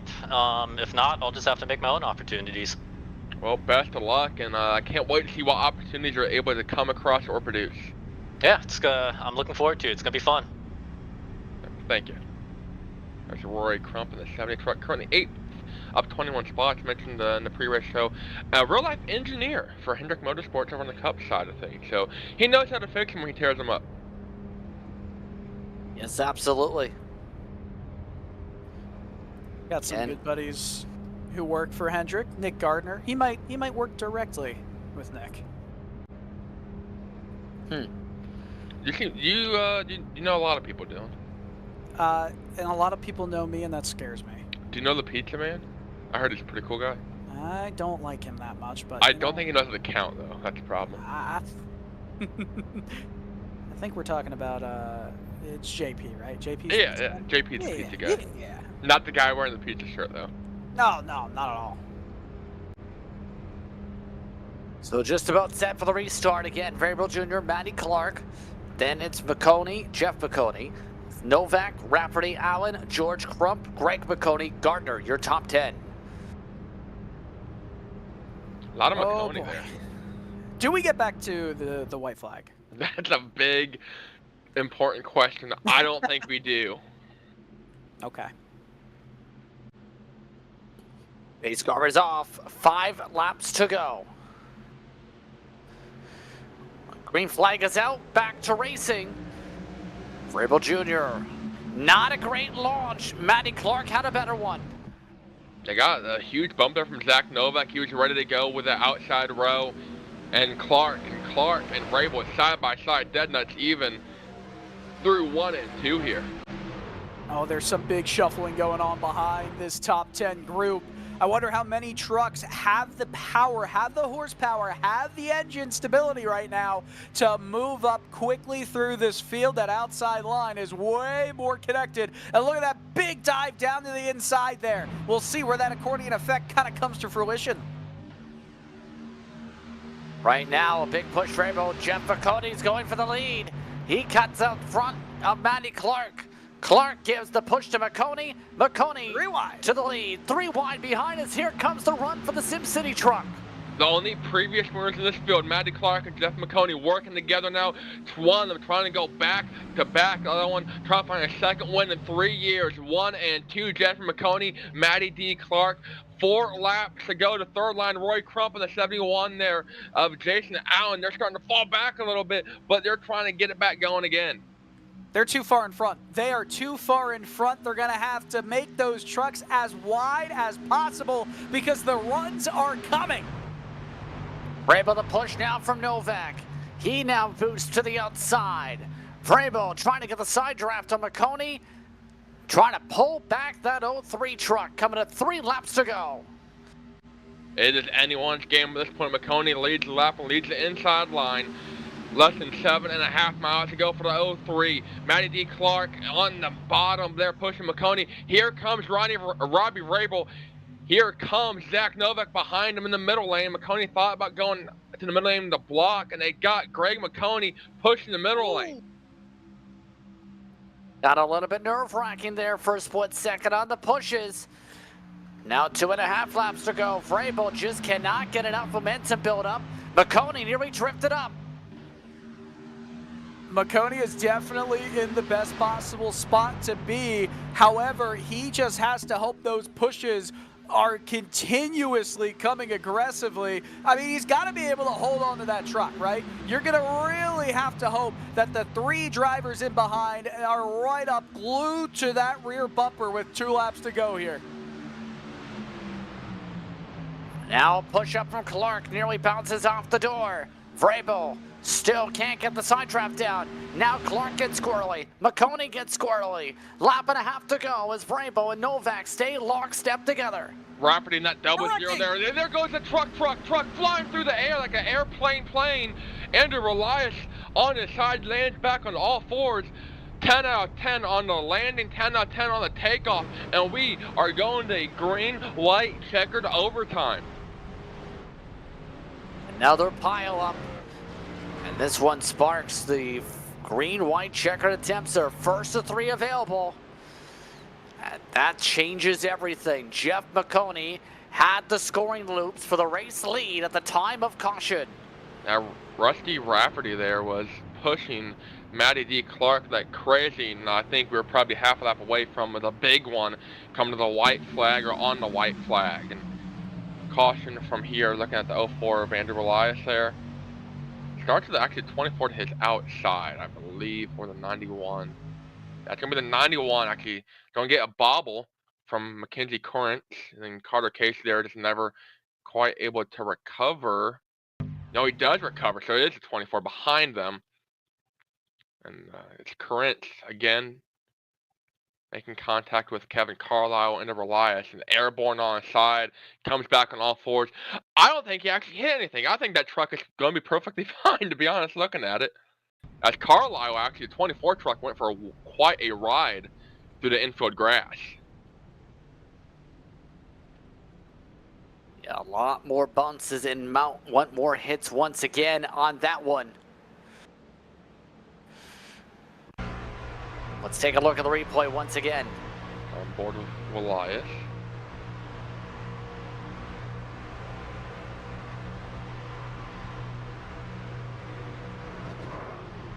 Just Turn, gets hit again. there was nothing he did wrong there. Gate 04 now departing. Elias Airlines. No, a couple others involved. Carlisle riding on board with, I believe, Davis. They're behind Brian Trabowski.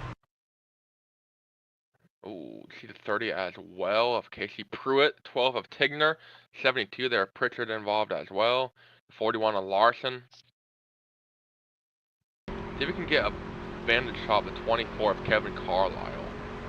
Also went airborne in that wreck. Yeah, a few people went airborne in that incident. No meatball flags. Hornets black flag in sim. Let's take a look.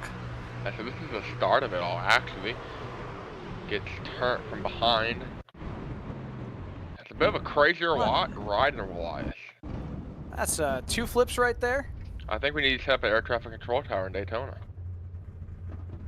There literally is one on the back. Actually, there. I guess there is. Yeah, especially with the airport. So literally right there on the backstretch. They were probably 1,000 feet from the actual runway there. They just decided to make the backstretch a runway. So again, drivers getting ready for a restart pretty soon here. A reminder that, again, if we take the white flag, it's a race to the checkered. Simple as that. If we get a caution flag before the white flag, then we'll re-rack them and stack them. We have up to 3 attempts available, so if there's a caution on the 3rd attempt, the race will end under yellow. And obviously we don't want the race to end under yellow. If you're some of these drivers here, you want a chance to race it out.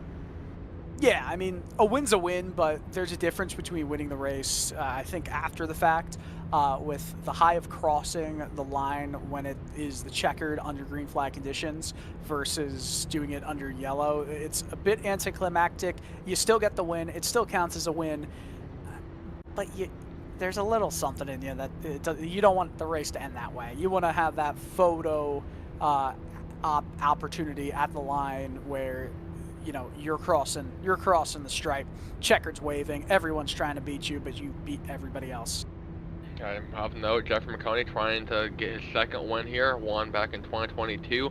Got 2nd in the first running of this race back in 2021. That finish, the closest in Movember history. 4 thousandths of a second between Jeremy Stanley, who's not in attendance tonight, and Jeff Maconi. So Jeff Maconi's been close a couple times. Gone to victory lane once. The only other driver to have gone victory lane that's in this race tonight in Movember is Matty D. Clark right there, the 31 truck behind him. Beat Demos or Daniel Mostower by 600ths of a second. Of note too, Matty Clark. I don't know if he's led any laps tonight. I don't believe he has. Last year he only led the most important one, and that was the final one. That's all you need. Setting up to be a repeat year for Matty Clark. Don't say that so quickly. He's in great position. I mean, the overtime restart, it's going to be the exact same amount of laps. Just super dangerous, man. Super dangerous. Saying ditto. And he was my pick in the pre-race show, so it would only make sense. That's fair. On up to the restart zone. Maconi in control. Vrabel Jr. alongside. 5 miles to decide it. Who wins Saturday for the boys for 2024? Let's find out. Pace car is off. Green flag in hand. Green, green, green. 2 laps to go. GWC number 1 underway. That was some major accordion affecting, whatever you want to call it, that was going on mid through the pack there. They just weren't connected on the inside. That has led to a weird start. Weird indeed, but as beneficial as ever for the outside. Robbie Vrabel Jr. has help from Novak. Side by side by side by side. The top 20 cars basically all within the lead pack and all with a chance to win it, but it's all Jeff Maconi and Vrabel leading their front rows down the back straightaway. Bravo's clear. Does he take it? No, he elects to stay with Novak. Now they get ditched. Some side drafting pulling on back. That's Greg Maconi. That hurts the middle line. George goes for the push coming up to the white flag this time around. Now it's Jeff Maconi working with Matty Clark to clear on by. Vrabel losing ground on the final lap.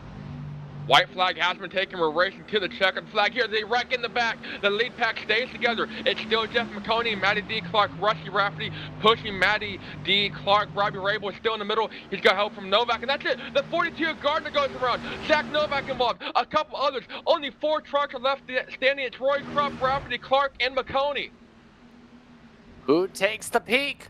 Who tries to go for the win? Does Maconi hold on? Does Matty Clark ditch him? These two have worked together all race long over the comms. Rusty Rafferty, no place to go yet. Matty Clark takes a poke. Maconi gets ditched. Rafferty, now Maconi goes for the door. He goes for the block. Maconi gets sideways. He takes the win and wins it at Daytona.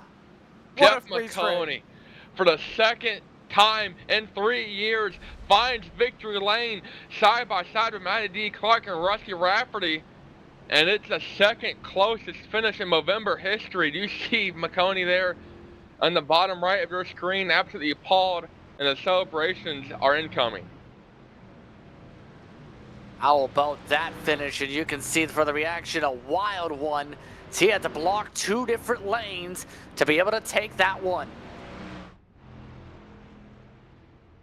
Awesome. Awesome job for Jeff. You know, that's the kind of aggression that you need to have right there at the end of that race. That's exactly what he showed there.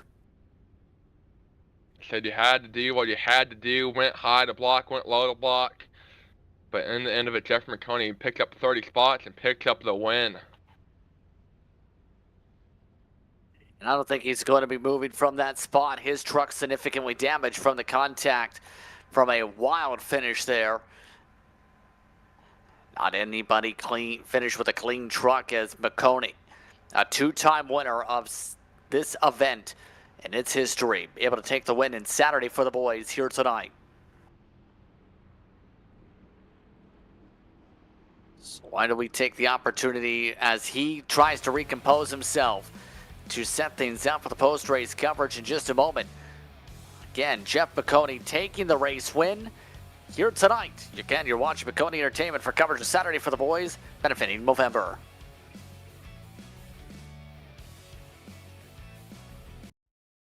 Racing isn't easy, but experiencing it is. iRacing puts you in the driver's seat with the industry's leading sim racing game. Drive on laser scan replicas of the greatest racing circuits from around the world. Go head-to-head against other drivers chosen by skill-based matchmaking to ensure competitive racing at every level. Compete across all your favorite series. In officially licensed cars, engineered to deliver the most accurate driving experience possible.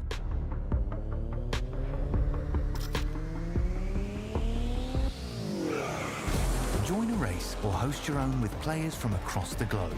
Race against the computer or in a league with friends.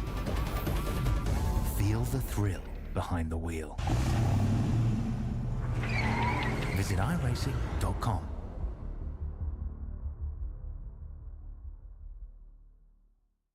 When you want to be the best, you can't settle for the rest. For anything on iRacing, there's just one name you need, Maconi. With the launch of Maconi Entertainment and Maconi Competizone alongside Maconi's Setup Shop, we now provide the best of the best in setups, paint schemes, coaching, broadcasting, and event organization. With cars across all 4 license classes, we have what you need to hit the track with confidence. Grab a subscription and save money while going fast at MaconiSetupShop.com/subscriptions. And remember, at Maconi Setup Shop, there are setups, but your victories.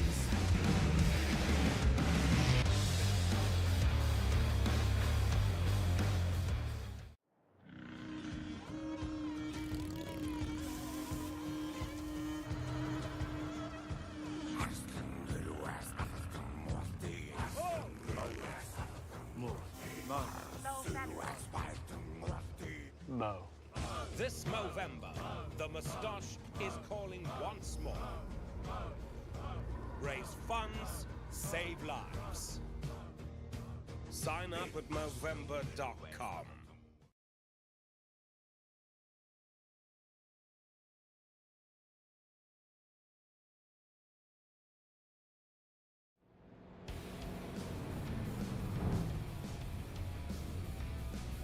Welcome back to Daytona for post-race coverage of Saturday for the boys and its charity race here tonight on Maconi Entertainment. Happy with us throughout the evening here from iRacing's virtual Daytona, where in the end it comes down to a frantic finish to see who takes the checker flag at the World Center of Racing. Let's take a look at the race results if we can here as the celebrations continue for Jeff Maconi, who takes the win by about 5/100ths of a second over Matty Clark. Rusty Rafferty comes away in the top three. We'll speak with the podium soon. Roy Crump comes away in a fourth-place run. Mike George in fifth. Carter Casey, Greg Maconi, Robbie Variable Jr., Jared Davis, Brian Shabelski, all in the money, Braden, at the very end. And then Vinny Tigner there, first driver outside the money. Involved in that wreck there on the last lap as well. Led 4 laps, made no official left. Mackenzie Corrence there in 12th. Kevin Carlisle, very exciting night for Kevin there. He's going to finish 13th. Zach Novak in contention and win all night long. Believe it or not, didn't lead a single lap. He's going to finish 14th. Noah Larson there in 15th. Led 4 laps. Ryan Kabashian led the third most laps tonight in 12th. A great outing for him, although only a 16th place finish. Carson Lucas, another great run from the LCQ to finish 17th tonight. Andrew Blas in the truck there. Jeremy Briggs has one of the lowest incident points of the night, only 8 incident points. Going to finish 19th. Jeremy Gardner there in 17th. Actually, Gardner led the most laps of the night. It's now seeing that. Led 17 laps. Casey Pruitt there in 21st, and Dylan, I'll let you take the rest.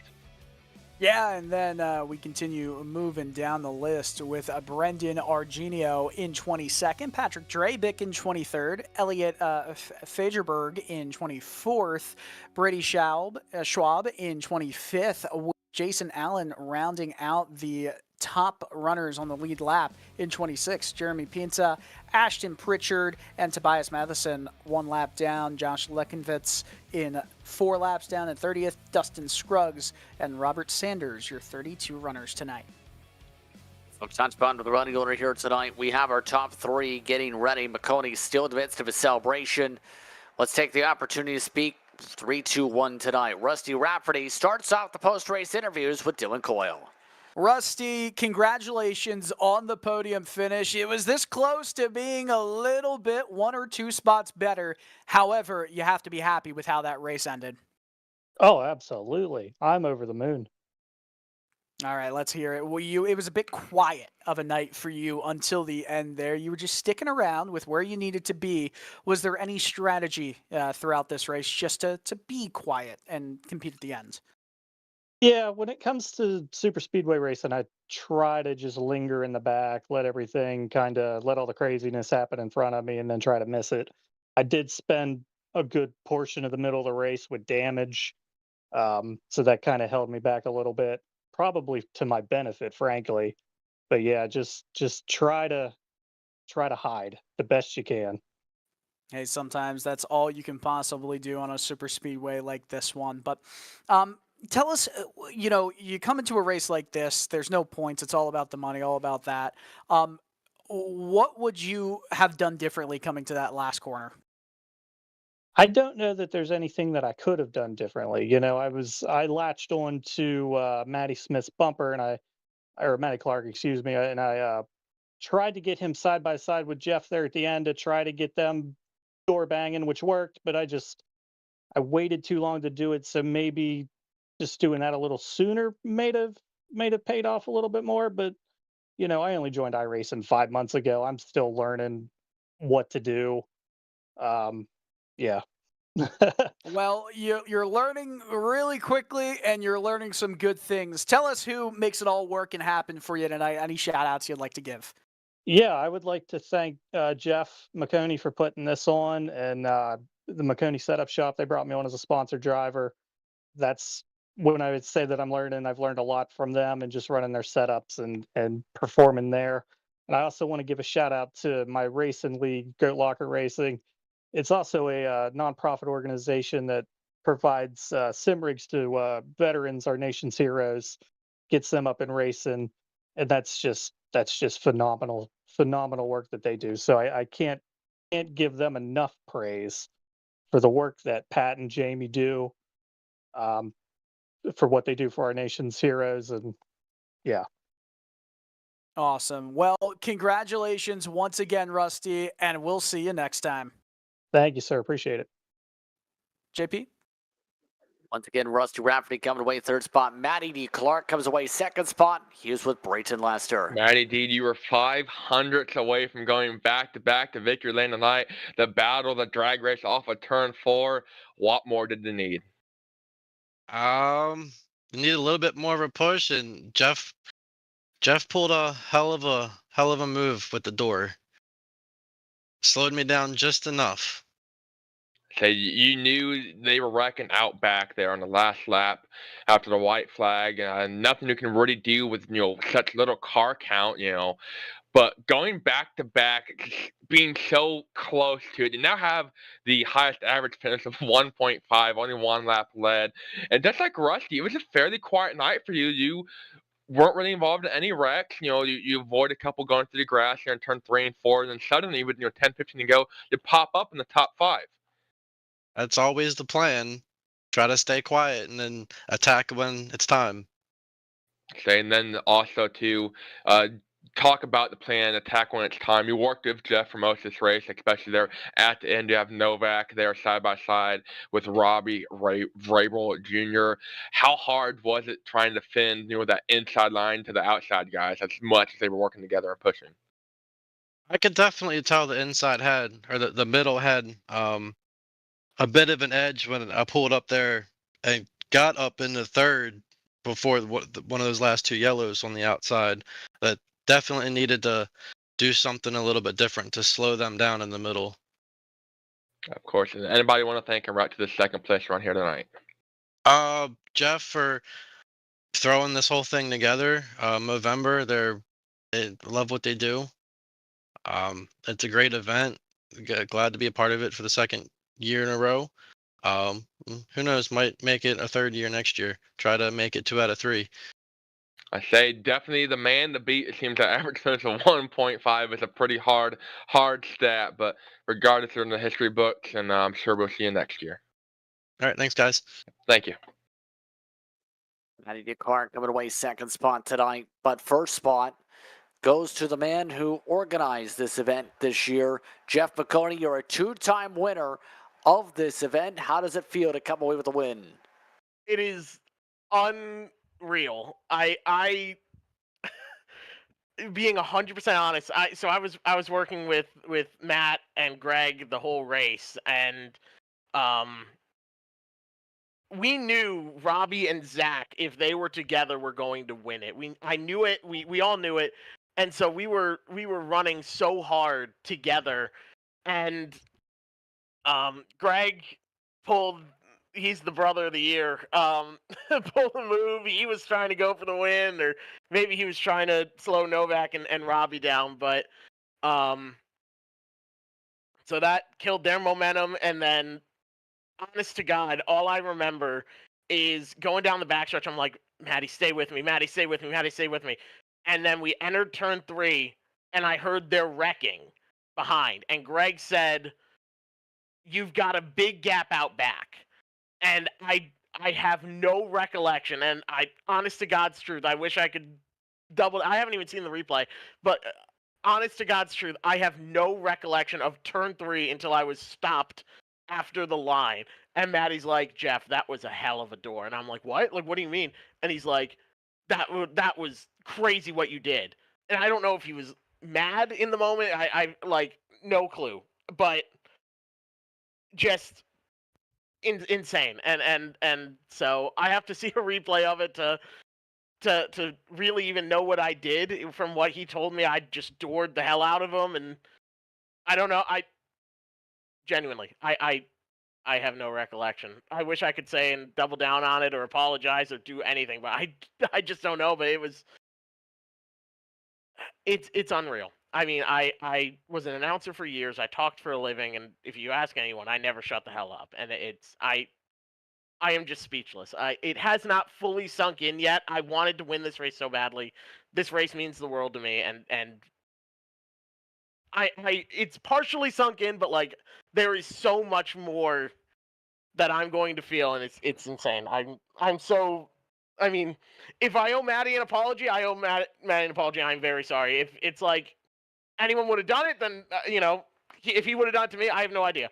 But I can say with certainty I am super grateful to him, to Greg, to Robbie, to Zach. Carter was pushing the hell out of me. Rusty was there. Like, it was so many people racing with me, and so much fun racing with them, and so I'm really grateful to everyone. I'm so thankful to Movember for being a part of it, and for everyone that came out, that donated, that watched, everything. The main feeling right now is gratitude and confusion at my webcam, I guess. I don't know what's going on there. But gratitude first and foremost, and once it sinks in, it's gonna be crazy. And now I gotta go back to the store tomorrow and buy eggnog, and because I said it was $100 to anyone that does a milk pour with eggnog. And I'm just gonna donate that to Movember. I'm not gonna pocket any of that. I'll probably just donate all of the quote unquote winnings to Movember, or I'll probably give some to Maddie and Greg. They've earned it, so I don't know. But crazy. Crazy. I was going to ask about that, the poor side. That's an interesting point. But how would you say the efforts have been for this year to be able to organize this event, to be able to get it to the levels it's been? You've raised more than $7,000, mind you, since 2021 in this event. Gosh, is it really that much? That's crazy. Yeah, there's so much that goes into this event specifically. All of our events are very, very important to me, but this one especially. How do I want to put this?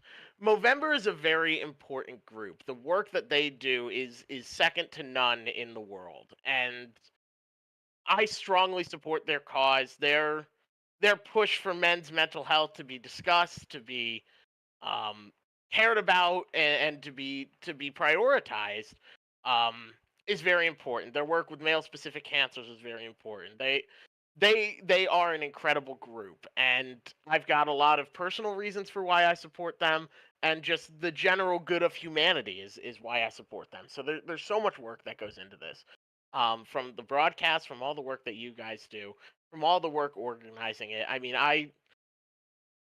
this event is so important to me. I was up until about 5 in the morning Central Time, so like 6 a.m. Eastern, just working and finalizing details and getting everything set up and double and triple and quadruple checking everything just to be sure that everyone had their invites, everyone was set up, all the information was available to the drivers. Here's what I want to cover on race day. Boom, boom, boom. Here's the schedule. All that stuff. So much work goes into this race in particular, and it's a huge honor to win it. Like, every year I have a lot of respect for whoever wins it.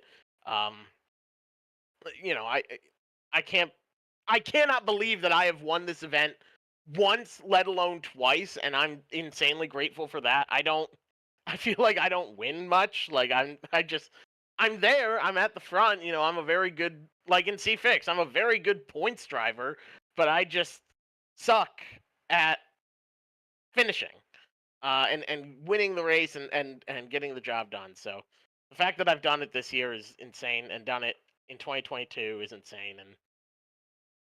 And this event, if I haven't said it enough, this event means the world to me personally. It's the biggest race of the year that I always look forward to the most. So the fact that it went as well as it did is great. I'm very happy about that as an organizer and promoter. The fact that it has done so much good. We've raised like $1,500 this year, and over 7,000 total is incredible. I'm very, very proud of that. And every one of those dollars goes to Movember. Every single cent that we've raised goes to Movember. And they, as a charity, have a very low rate of like admin pay. Like, there's some charities that 60% of it goes to admin fees, which is maybe I'm not going to throw names or throw shade or anything, but like Movember's percentage is incredibly low.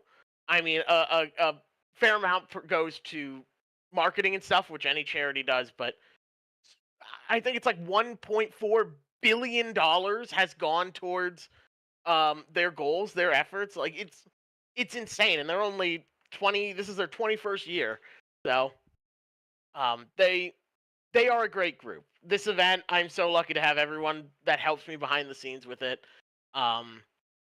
So it takes a village.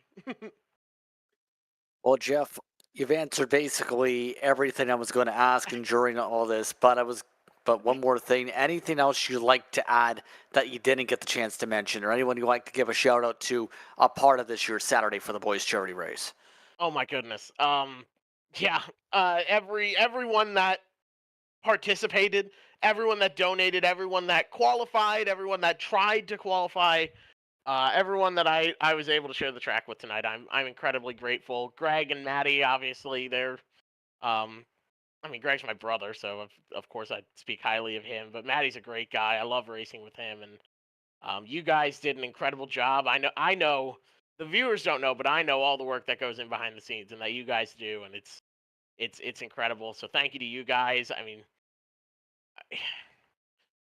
my life has been insane over the past like 4 months. And it's just been crazy. It's been nonstop. I drove a real car at Winchester. I blew a motor. I'm getting like opportunities to race in ARCA, which is insane. Um, there's so much going on, and so everyone behind the scenes that helps keep this rolling, keep things moving, and be involved, um, is insane. Like it lets me pursue what I want to do. It keeps the quality up here, and it makes events like this so much more special. So I mean, there's so much exciting stuff coming too as well. We've got you know deals that we're working on, and I'm gonna. I mean, heck, we might have another sim to reality story where I'm gonna be potentially testing at potentially testing with ARCA at Daytona, getting that funding together. I will be doing an official ARCA series test in some capacity next year. I know that for sure.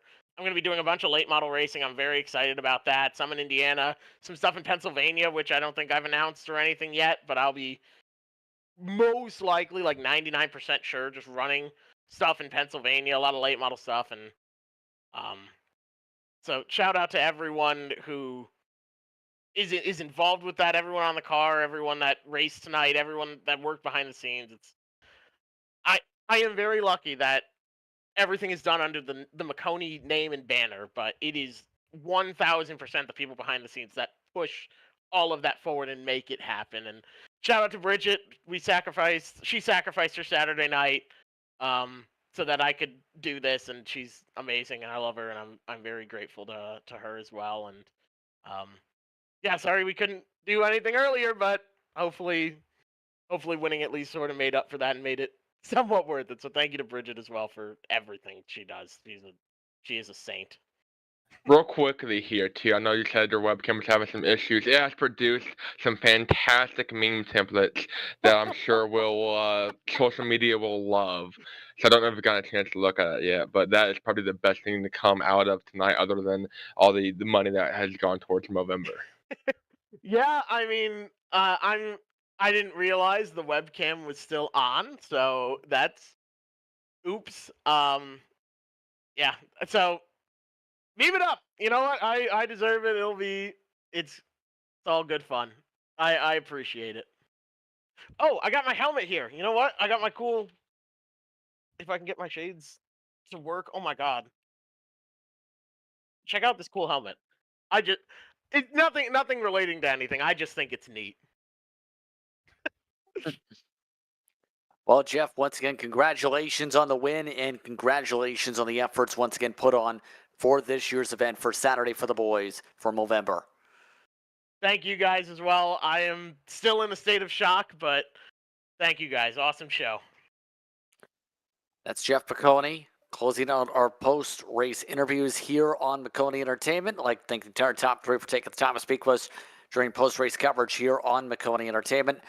Brayton, your thoughts on this one as we get ready to come to a close? Well, it came down to the wire as Jeff Maconi gets his third podium finish in 4 attempts and gets the second closest ever win here in Movember.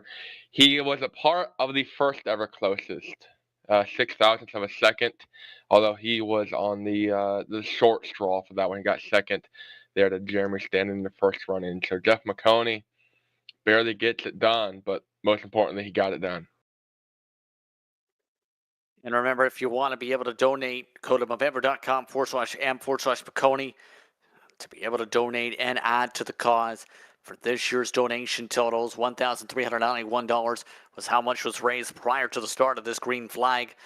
Be sure to donate to be able to raise money for making a difference in men's health. On that note, though, it's time to get ready to say goodbye for tonight's coverage here from Daytona. Thanks to the race sponsor, Maconi Setup Shop, as well as to all you viewers for tuning in. Calling the action tonight was myself, Justin Prince, alongside Brad Laster. Dylan Coyle was in the booth as well. Christian Hill was our producer. Thanks to our viewers for watching tonight's action. I hope you stay tuned to our social media pages for our next race. Thanks to the entire staff for their work in bringing this racing to you. This has been a production of Maconi Entertainment. We'll see you next time.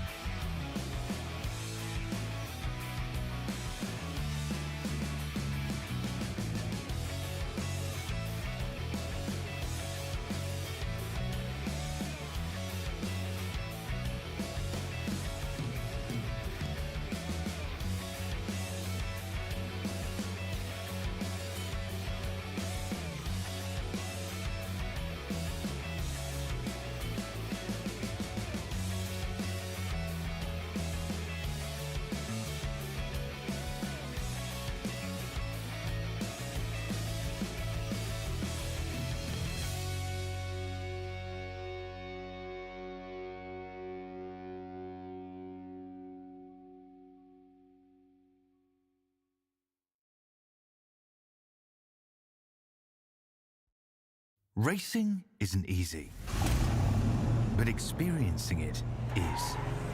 iRacing puts you in the driver's seat with the industry's leading sim racing game. Drive on laser scan replicas of the greatest racing circuits from around the world. Go head-to-head against other drivers chosen by skill-based matchmaking to ensure competitive racing at every level.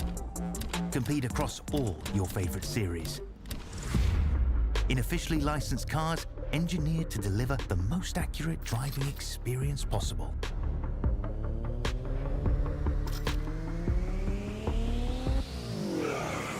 Join a race or host your own with players from across the globe.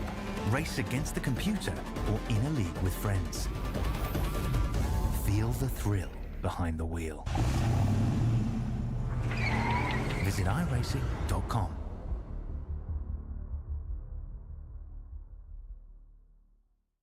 When you want to be the best, you can't settle for the rest. For anything on iRacing, there's just one name you need, Maconi. With the launch of Maconi Entertainment and Maconi Competizone alongside Maconi Setup Shop, we now provide the best of the best in setups, paint schemes, coaching, broadcasting, and event organization. With cars across all 4 license classes, we have what you need to hit the track with confidence. Grab a subscription and save money while going fast at MaconiSetupShop.com/subscriptions. And remember, at Maconi Setup Shop, there are setups, but your victories.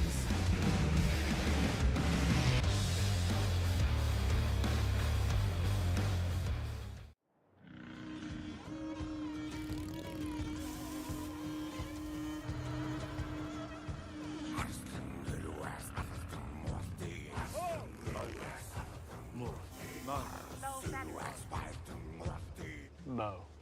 This Movember, the moustache is calling once more. raise funds, save lives. Sign up at Movember.com.